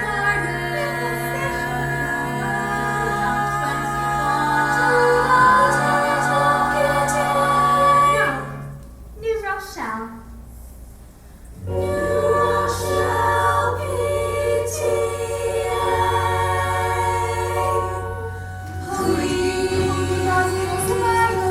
Please, our vicarious bonus. Please, we want to see His Highness. Please, marry dear Lomas. So when you need a happy day, bonus, but don't, Cinderella, darling, don't turn down the prince. Why spoil our enjoyment? The fable, the symbol of glorified unemployment. We were raised on you, darling, and we love you ever since. Don't allow some major miracle note. Cinderella, don't. Cinderella, don't. Cinderella, don't. Don't turn down the prince. All right, I'll give him one more chance.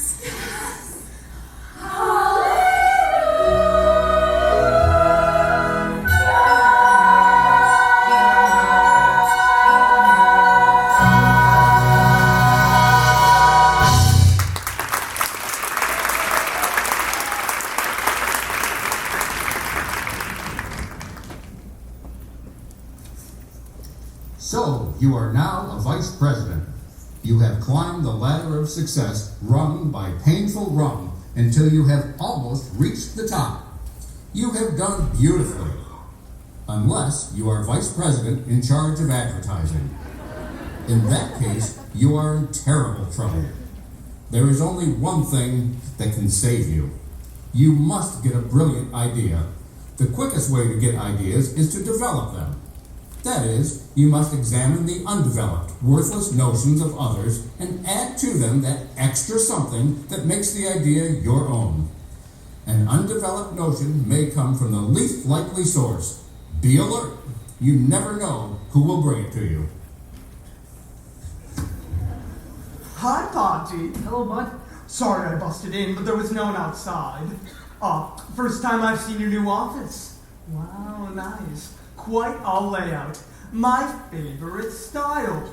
Chinese provincial. I suppose you're wondering why I'm here. Frankly, yes. Ponty, I want you and me to be friends. You know, smoke 'em peace pipe. You've never liked me. Oh, bud. Don't deny it. It's true, and I don't blame you. I've been a no good backbiting fake. Bud, that's a bit strong. Well, how would you put it? I guess your way's best. Well, I'd like to change all that. Now I know you're stuck for an No, idea, wait a and minute, I am was not thinking. stuck. I was thinking that giveaway I shows need are anyone coming else's back. ideas. What was that? Well, I have this idea for a giveaway program. It's called the Worldwide Wicked Treasure Hunt.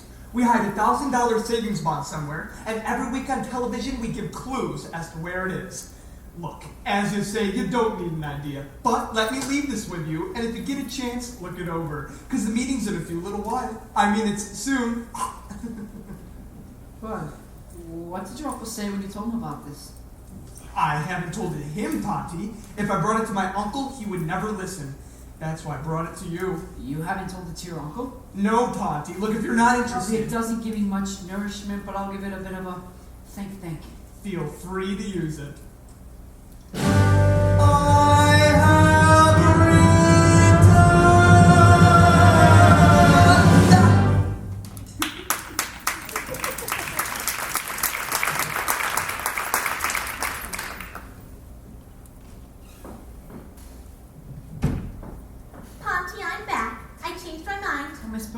I don't blame you for being cold to me, but I did change my mind. About what?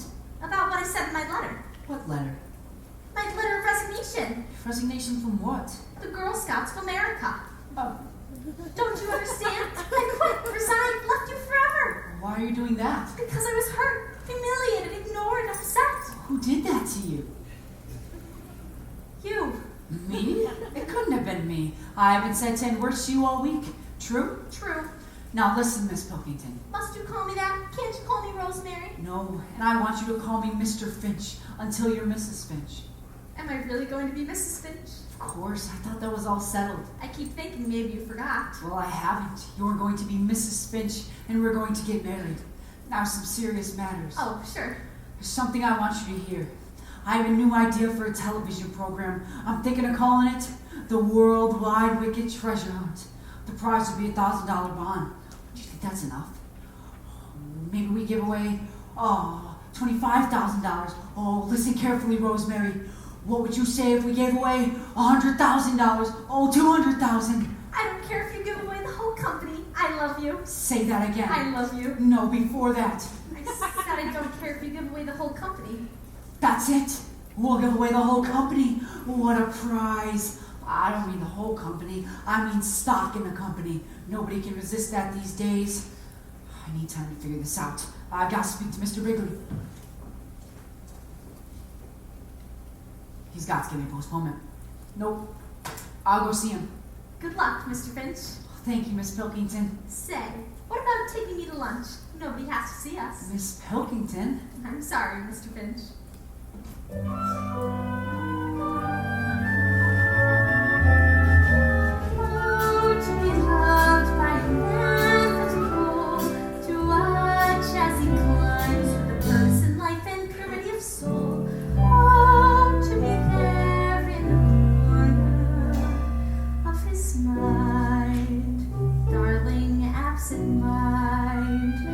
Such heaven wearing the wifely uniform while he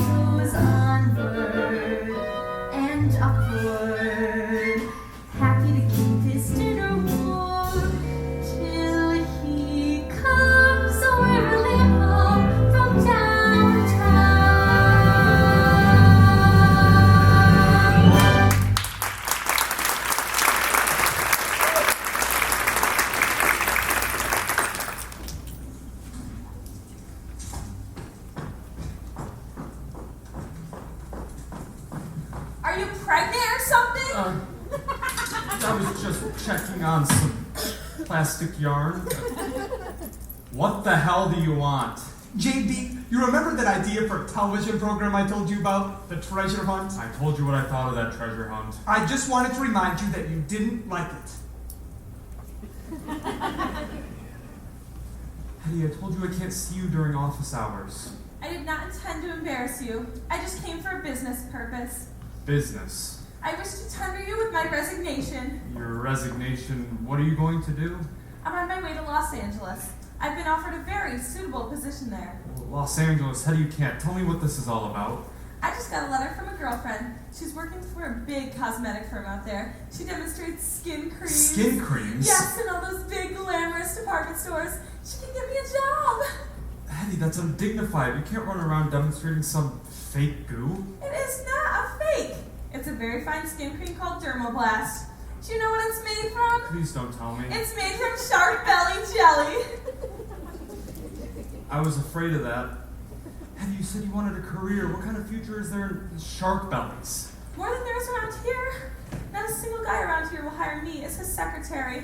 They stay away from me like I had an extremely tropical disease. Hedy, if you could just be patient. No, I've made up my mind. Bon voyage. Well, good luck, dear. Huh? I'll manage somehow. How will I spend those lonely nights? You could stay home. I can't stay home. I'm a married man. Oh, you'll do all right. Hedy, I can't live without you. You mean that? Of course I do. I know I seem like I have everything. Old rich J.B. Biggley. Old money bags. People come to me with treasure hunts. I spend my days talking money. But what does it all mean? Nothing. Hedy, nothing means anything without you. Now wait a minute. Don't start getting all sincere. That's not fair. Where will I find a treasure like the love from a heart of gold, ever trusting and sweet and awaiting my pleasure, rain or shine, hot or cold, wealth far beyond all measure, maybe here in my hands I hold. Ah, but where will I find that one treasure of treasure, the love from a heart of gold? I never knew you felt that way. Not many people do, but I'm extremely emotional. Gosh darn it, so am I. Where will I find that treasure like the love from a heart of gold, ever trusting and sweet and awaiting my pleasure, rain or shine, Rain or shine, hot or cold, wealth far beyond all measure, maybe soon in my hands I'll hold. Oh, but where can I find that one treasure of treasures? The love from a heart of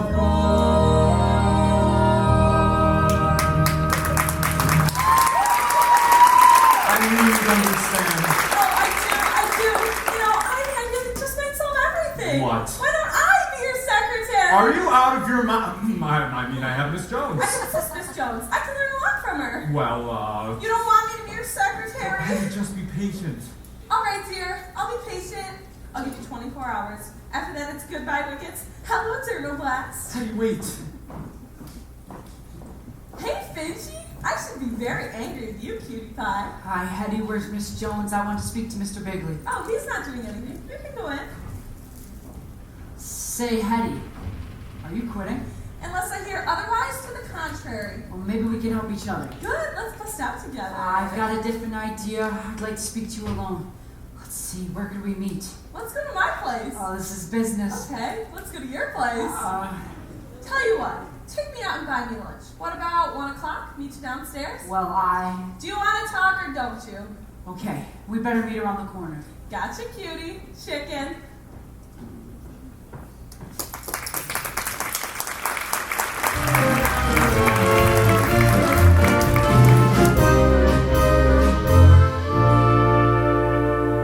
Hello, executive washroom. Yeah, I'm down here. What? The meeting's at 4:30. Come on down. We'll make plans.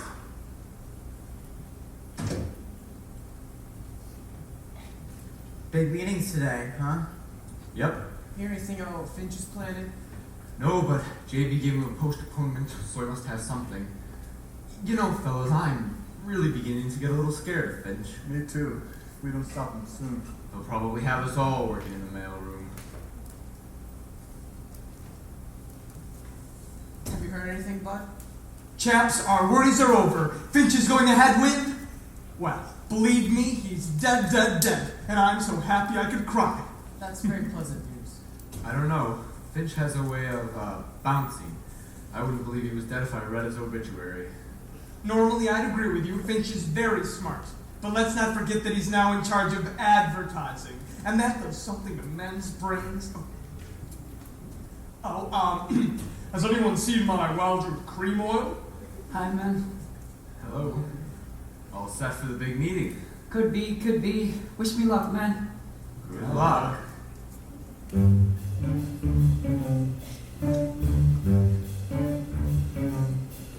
Gotta stop that man. I gotta stop that man. Cold, or he'll stop me.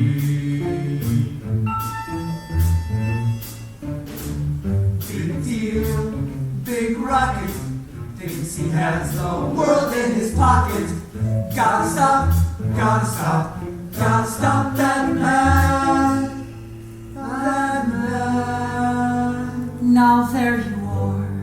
Yes, there's that face that somehow I trust.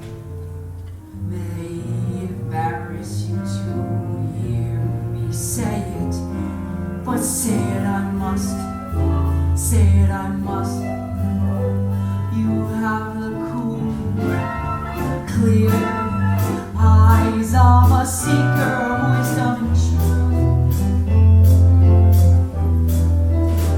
Yet with that upturned chin and the grin of impetuous youth. Oh, I believe in you. I believe in you. I hear the sound of good, solid judgment whenever you talk. Yet with the bull spring of the tiger that quickens your walk. Oh, I believe in you. I believe in you. And when my faith in my fellow man all but falls apart, I've but to feel your hand grasping mine, and I take heart. I take heart to see the cool, clear eyes of a seeker of wisdom and truth. Yet with the slam, bang, tang, reminiscent of Jenny vermouth. Oh, I believe in you.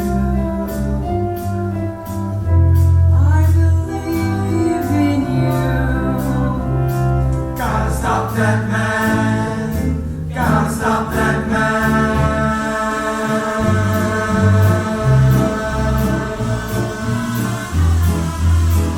Or he'll stop me.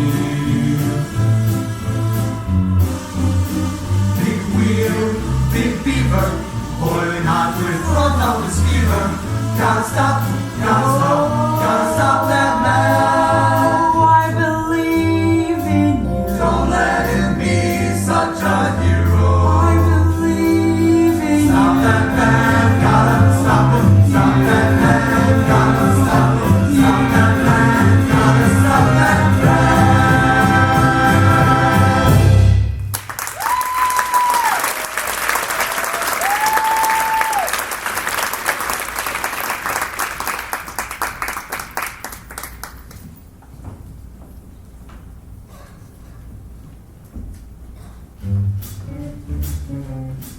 Gotta stop that man. I gotta stop that man. Oh, or he'll stop me. I believe in you. I believe in you.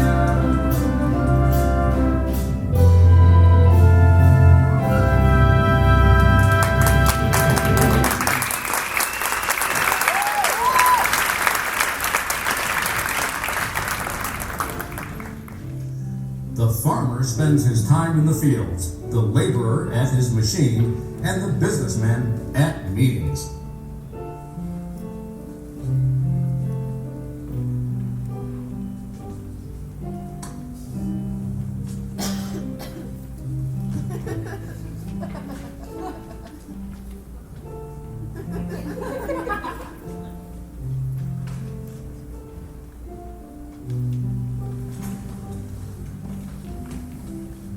Gentlemen, where's Finch? Not here yet, sir. That's okay. We've got lots of other important business to attend to before we get to his presentation. Bratt? Yes, JB. That stuff you recommended for my crabgrass doesn't work at all. Well, I can't understand it, JB. It worked beautifully on my lawn. Well, my lawn's a mess. Better think of something new. Right, JB.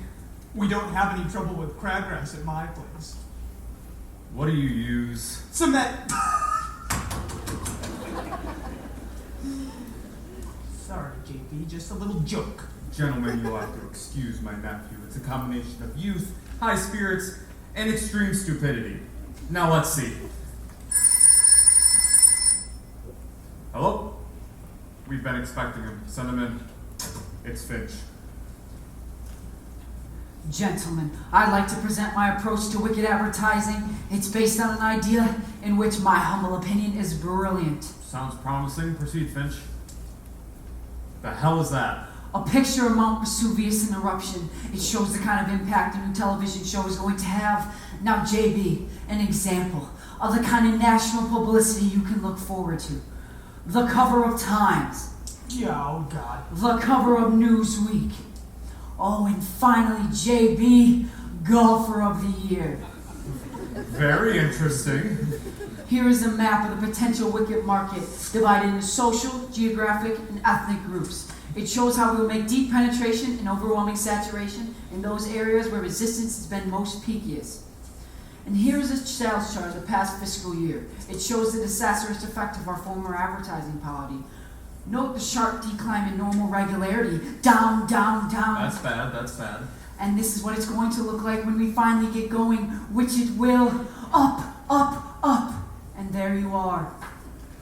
Finch, I think you've done it. Great job. Can I ask a question, JB? Yes. What is his idea? You heard the boy. It's a television show that's going to give us deep penetration and peak reaction. Sounds great, doesn't it, gentlemen? Yeah. Well, what is his idea for this show? I don't see why you have to be so darn negative all the time. The only thing you ever come to me with are lousy ideas like treasure hunts. So what is your idea, Finch? I don't think I'm going to tell it to you. What do you mean? Well, JB, I always thought of you as a man of breadth and vision, open to new ideas, but now I don't know. I'm thrown. By what? The way you spoke to Bud about his idea, well, you dismissed it, but you see, there are treasure hunts and treasure hunts. When Bud came to me, I thought it was a rotten idea too. Oh, I would hope so. But that's when I remembered something. It's the idea in of itself. It's the development that counts.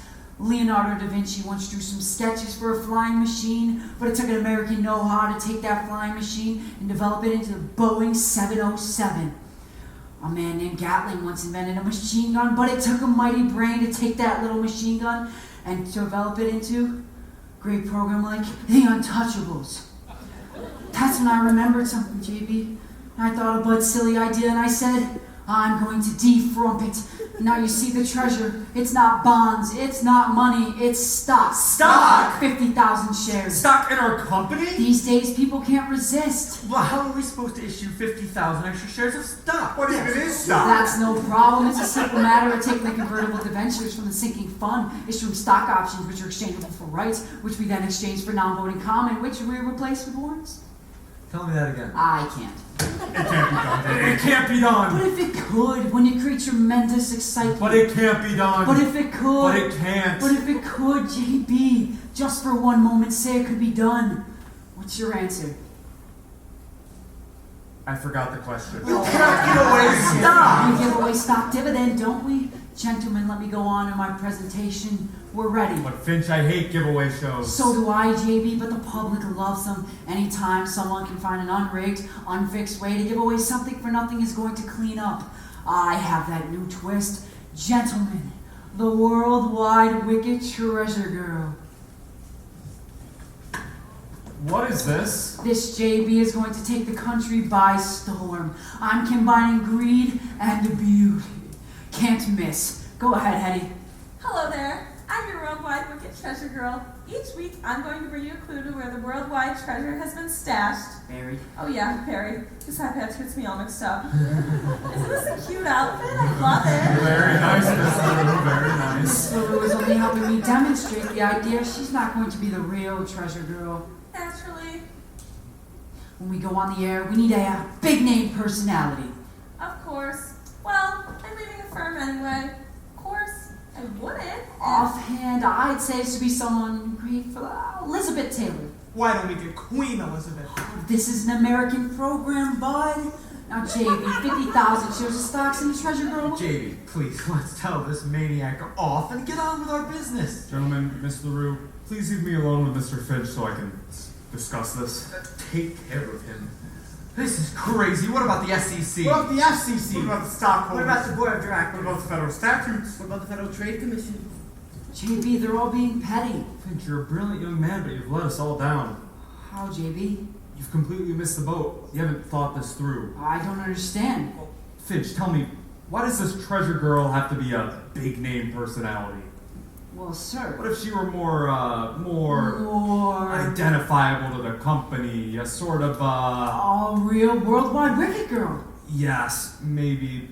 Say, what about Miss LaRue? Brilliant idea, JB, brilliant. Instead of an artificial actress, we'll have plain and simple Hedy LaRue. The girl next door. Great thought, JB. Wasn't bad, was it? And it's all settled. Wait a minute, Finch. Where are you going to hide the treasure? Oh, the show is completely unrigged. Not even the treasure girl is going to know where the treasure has been hidden. But I want to know. Okay, this secret is between you and me.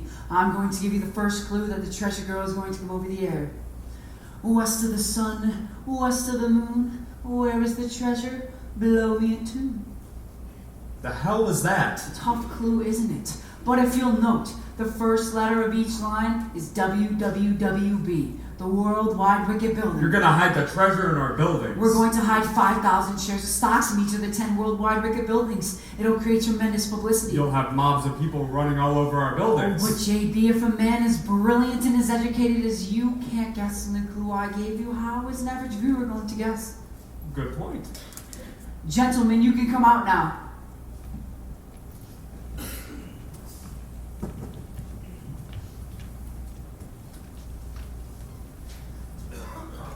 Gentlemen, I think I'm going to go through with Finch's idea for the treasure hunt. Of course, I'm looking for your approval. Well, JB, I think it's an absolutely crazy motion, and quite frankly, I like it. We like it.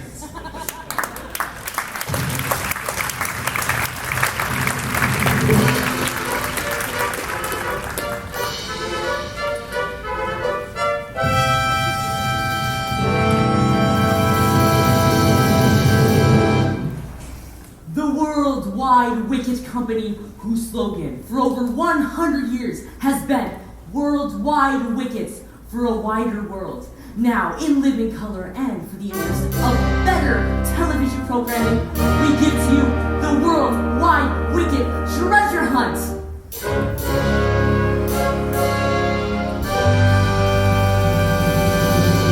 And now, for the opening number, we present to you an authentic, traditional folk dance of the bold pirate folk of the Spanish Main, performed to you by our jolly Wickets.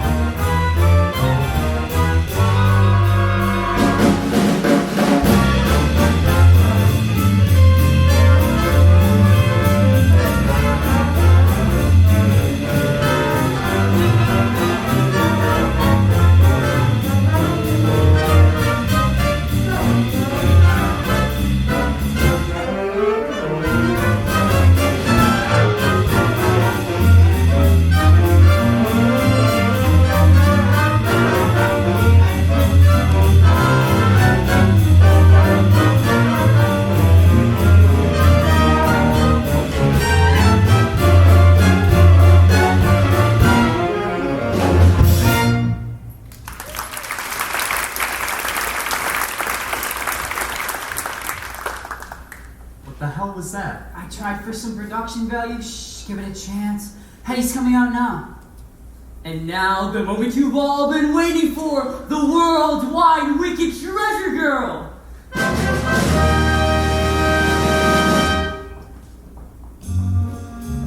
Okay, this is beginning to get me. I'm beginning to wonder where the treasure is myself. Yeah, where is it, Ponty? Oh no, the only ones who know where the treasure is JB and myself. Right, JB? Right, Ponty. Hello there. Well, I'm about to give you the first clue in the Worldwide Wicked Treasure Hunt. In 10 places in this great country, there are buried 55,000 shares of stock, making a total of 50,000 shares in all. Ooh, and now for the first clue. The first clue. The first clue is west of the sun. Now, hold on a minute. Treasure Girl, may you please place your right hand on this Bible? Now, do you swear that you promise that there is no rigging or fixing of this giveaway program, that there has been free from trickery, chicanery, and all dishonesty? Is this a real Bible? Why, indeed, Miss LaRue. What's the matter with her? She looks surprised. She is. She didn't know about this. I wanted this part of the show to be completely spontaneous and That unrehearsed. could be very dangerous. Well, I think it's very effective. Do you swear to that, Miss LaRue? I do.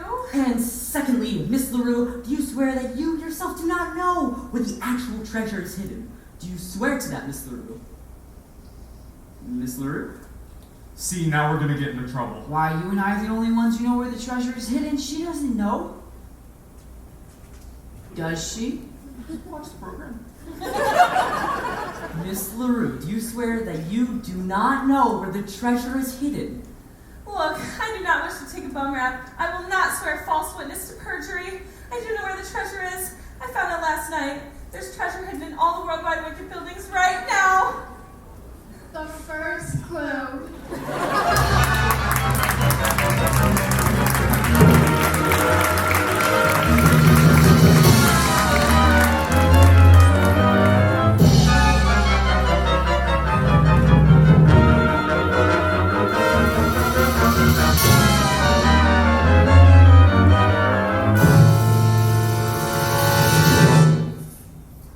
How to handle a disaster. In every businessman's career, there are times when things go a bit wrong. We have many suggestions for coping with these little problems. However, Should you be the cause of the disaster, that's really disastrous. We suggest that your best bet is to review the first chapter of this book, How to Apply for a Job.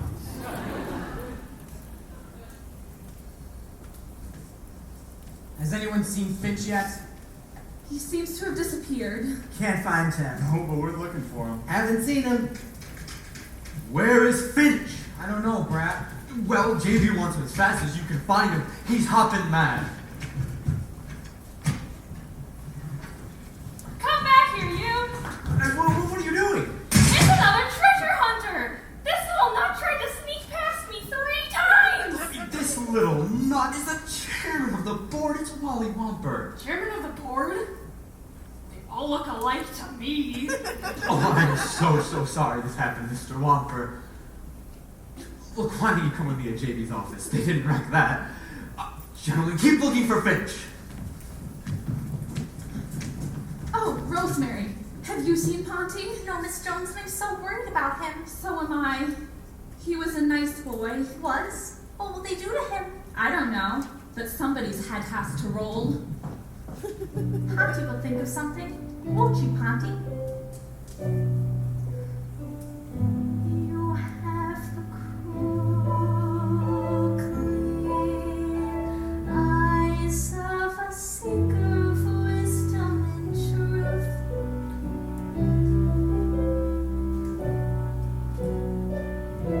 Yet there's that upturned chin and the grin of impetuous youth.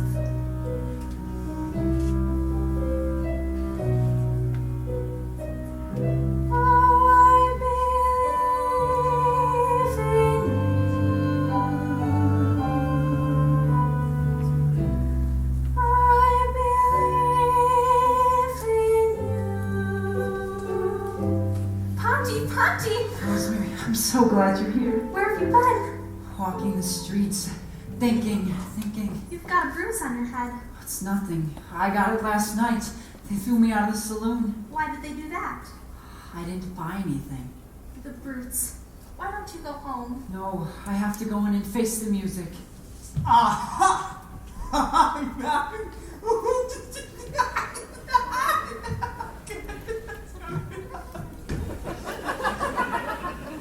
This is it. The chairman of the board is in there.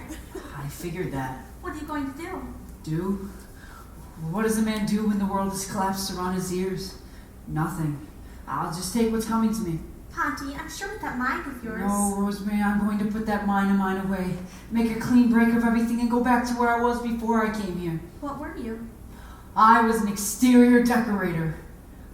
There I go again. I can't even tell you the truth. I was a window washer. So what? I don't care what you were. I'm sticking. I walked out on you once. You did? Well, I'm not leaving you again. Rosemary, you can't be the wife of a window washer. That's no life for a woman, sitting at home while I'm up there, never knowing if I've landed safely. Now, listen to me, Ponty. Finch, you're wanted in JV's office. I thought I'd wash up first. He wants you now. Can I say goodbye to Rosemary? Go ahead. Goodbye, Rosemary. Time's up. I'm sorry, Rosemary. I wish none of this had ever happened. Ponty!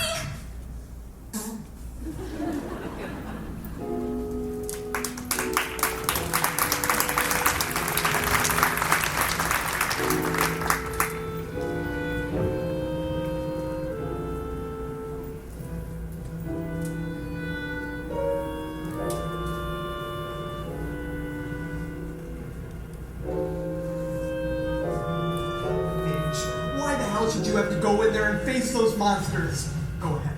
Run away. Escape. I'll pretend I didn't see you. For old lang syne. No, I'm going to go in and get it over with. I thought you'd be happy if they killed me. If I could only be sure.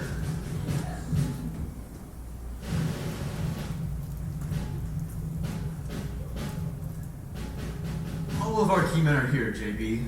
Gentlemen, you know Mr. Wampa, the chairman of the board. Now, Wally, before we get started, I do want to let you know that I do realize I am president of this company, which means I'm solely responsible for anything that goes on here. That being said, anything that happened is not my fault. However, Wally will be happy to hear we do have someone to pin it on. Did you find Finch yet? Bud is bringing him in. Good. Wally, you'll soon see where the responsibility truly lies. I'll be doing all the talking, Wally. This is a slick youngster. He's here, sir. Mr. Biggley, I'll be doing the talking, Finch. By the way, this is Wally Wamper, chairman of the board. We haven't met yet. How do you do, Mr. Wamper? Mr. Wamper, I'd like No speeches, Finch. It's all settled. I just want you to sign a simple letter of resignation accepting all the blame for what has happened. Okay, I'd be glad to. You what? I'll do what you said. This isn't one of your tricks? No, you see, I'm through with all that. This firm has been great to me. I'm going to resign, take the blame, and go back to where I was before I came here. What did you do? I was a window washer. No kidding. I started as a window washer myself. You did? What the hell did you think I was? A rail splitter? College man. So you were a window washer? Yes, Mr. Wamper? Call me Wally. Okay, Wally? Tell me, Finch. Call me Ponty. Okay, Ponty. Boy, it's been a long time since anyone around here I could talk to. How'd you ever get into this business? Well, sir, I had a book. Yeah, me too. My book was on how to succeed in business. My book was more useful. I booked bets from all the other window washers.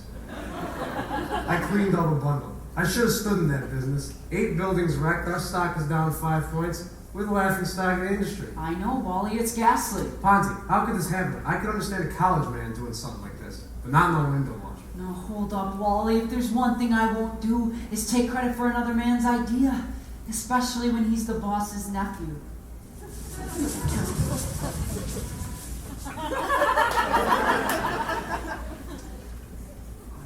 You never told me to hire your nephew. Nephew? Nephew. Wally, he's not really my nephew, he's my wife's nephew. No, Wally, this may look like nepotism, but really, I've never shown him any favoritism. In fact, I hate him. Don't you love his ideas? No. See, when he came to me with the idea, I told him it was a lousy idea. Then when Finch came to me with the idea, I still told him it was a lousy idea. Why did you buy it? Seemed like a good idea. Treasure hunts? Treasure girl? Yep, dressed it all up. Finch can't deny that the idea for the treasure girl was his. You tell me. Oh, yes, that was my idea. And not a bad one at that. But who the hell picked that bubble-headed tomato? Uh-huh. Now, Wally, don't go give the wrong idea. She's a very nice girl. You should really talk to her. I intend to. I think I have the whole picture. Now the question is what to do and who to do it to. Now, Wally, before you go making any hasty decisions, I'd like to say a few words. About what? Humanity. Even though we're all part of this cold corporate setup, deep down under our skin, there is flesh and blood. We're all brothers. Some of us are uncles. Now you may join the Elks, my friend, and I may join the Shriner, and other men may carry cards as members of the diner. Still others wear a golden key or small Greek letter pin. But I have learned there's one great club that all of us are in. They're in a brotherhood of men, a benevolent brotherhood of men, a noble tie that binds all human hearts and minds into one brotherhood of men. Your lifelong membership is free. Keep forgiving each brother on. You can. Oh, aren't you proud to be in that fraternity, the great big brotherhood of men?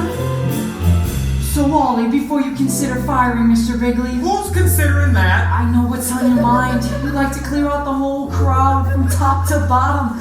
That's the obvious move. But stop and think.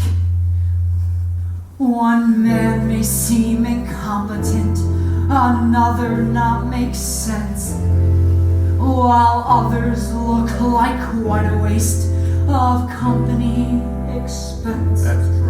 They need a brother's leadership, so please don't do them in. Remember, mediocrity is not a mortal sin.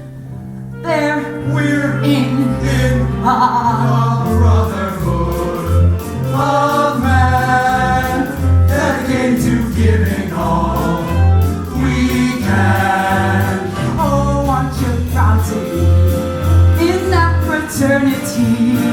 The great big brotherhood of men.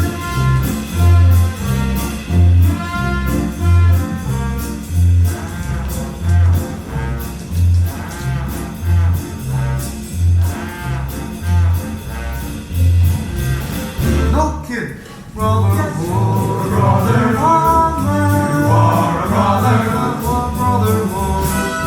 Oh yes, our noble tie that binds our human hearts and minds into one brotherhood of man. Oh yes, your lifelong membership is free. Keep forgiving each brother all you can. Oh, aren't you proud to be in that fraternity? The great big brotherhood of men.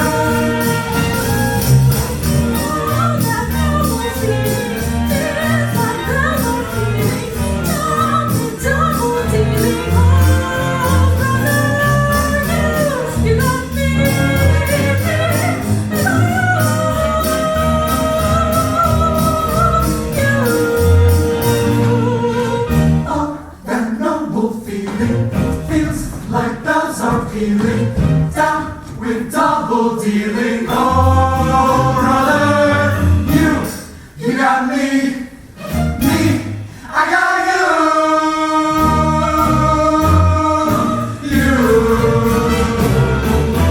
Oh, that noble feeling feels like bells are pealing down with double dealing. Oh, brother, you got me, I got you.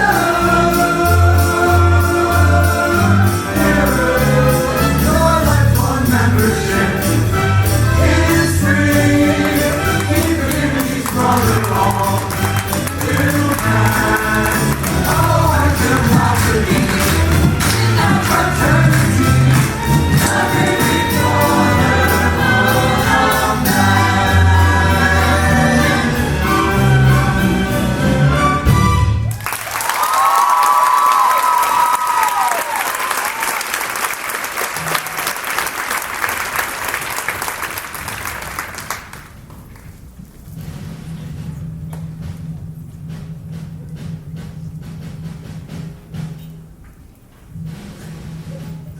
Fellows, give me a break.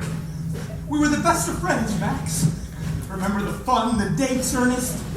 You I never liked. Look, I can make it worth your while. No, I can't. It doesn't even pay decent. Well, I'm not going. No, you can't make me. I'm too young. Just a pie!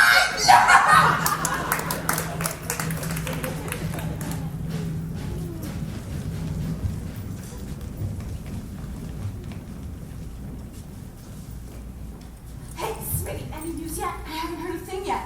Oh, Mr. Jenkins, have you heard anything yet? Oh, nothing yet. Looks like a big shake-up! Boys and girls, I have an announcement to make. As you know, there have been some changes made here at Worldwide Wickets. I'm speaking to you now in my new capacity as Vice President in charge of employee morale and psychological adjustment. Thank you. Mr. Tackerberry here is now in charge of personnel. Now, I would like you to hear a few words from our hard-driving, hard-working president, J.B. Biggley.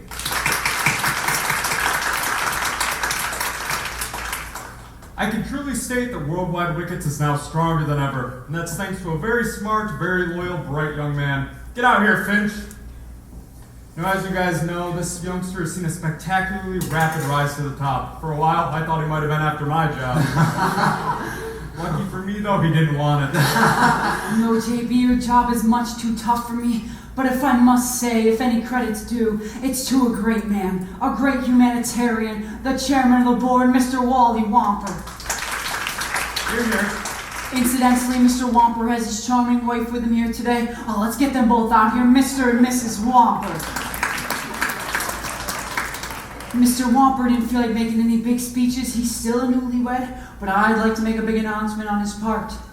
After his long years of service, he's going to retire as chairman of the board, and he and his wife are going to take a long honeymoon trip around the world. Sweetie, what a surprise! You didn't tell me! I didn't know. Well, what the hell? It's not a bad idea, that. I'll concentrate on you. Now, Wally, who's going to be the new chairman of the board, as if I didn't know. I don't know if I can accept. I have to consult Mrs. Finch. Rosemary, your husband is calling you.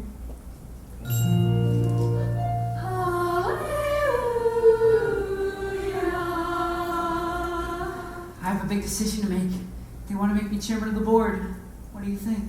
Darling, I don't care if you work in the mailroom or you're chairman of the board or president of the United States. I love you. Say that again. I love you. No, before that. Miss Jones, take a wire to the White House. Watch out.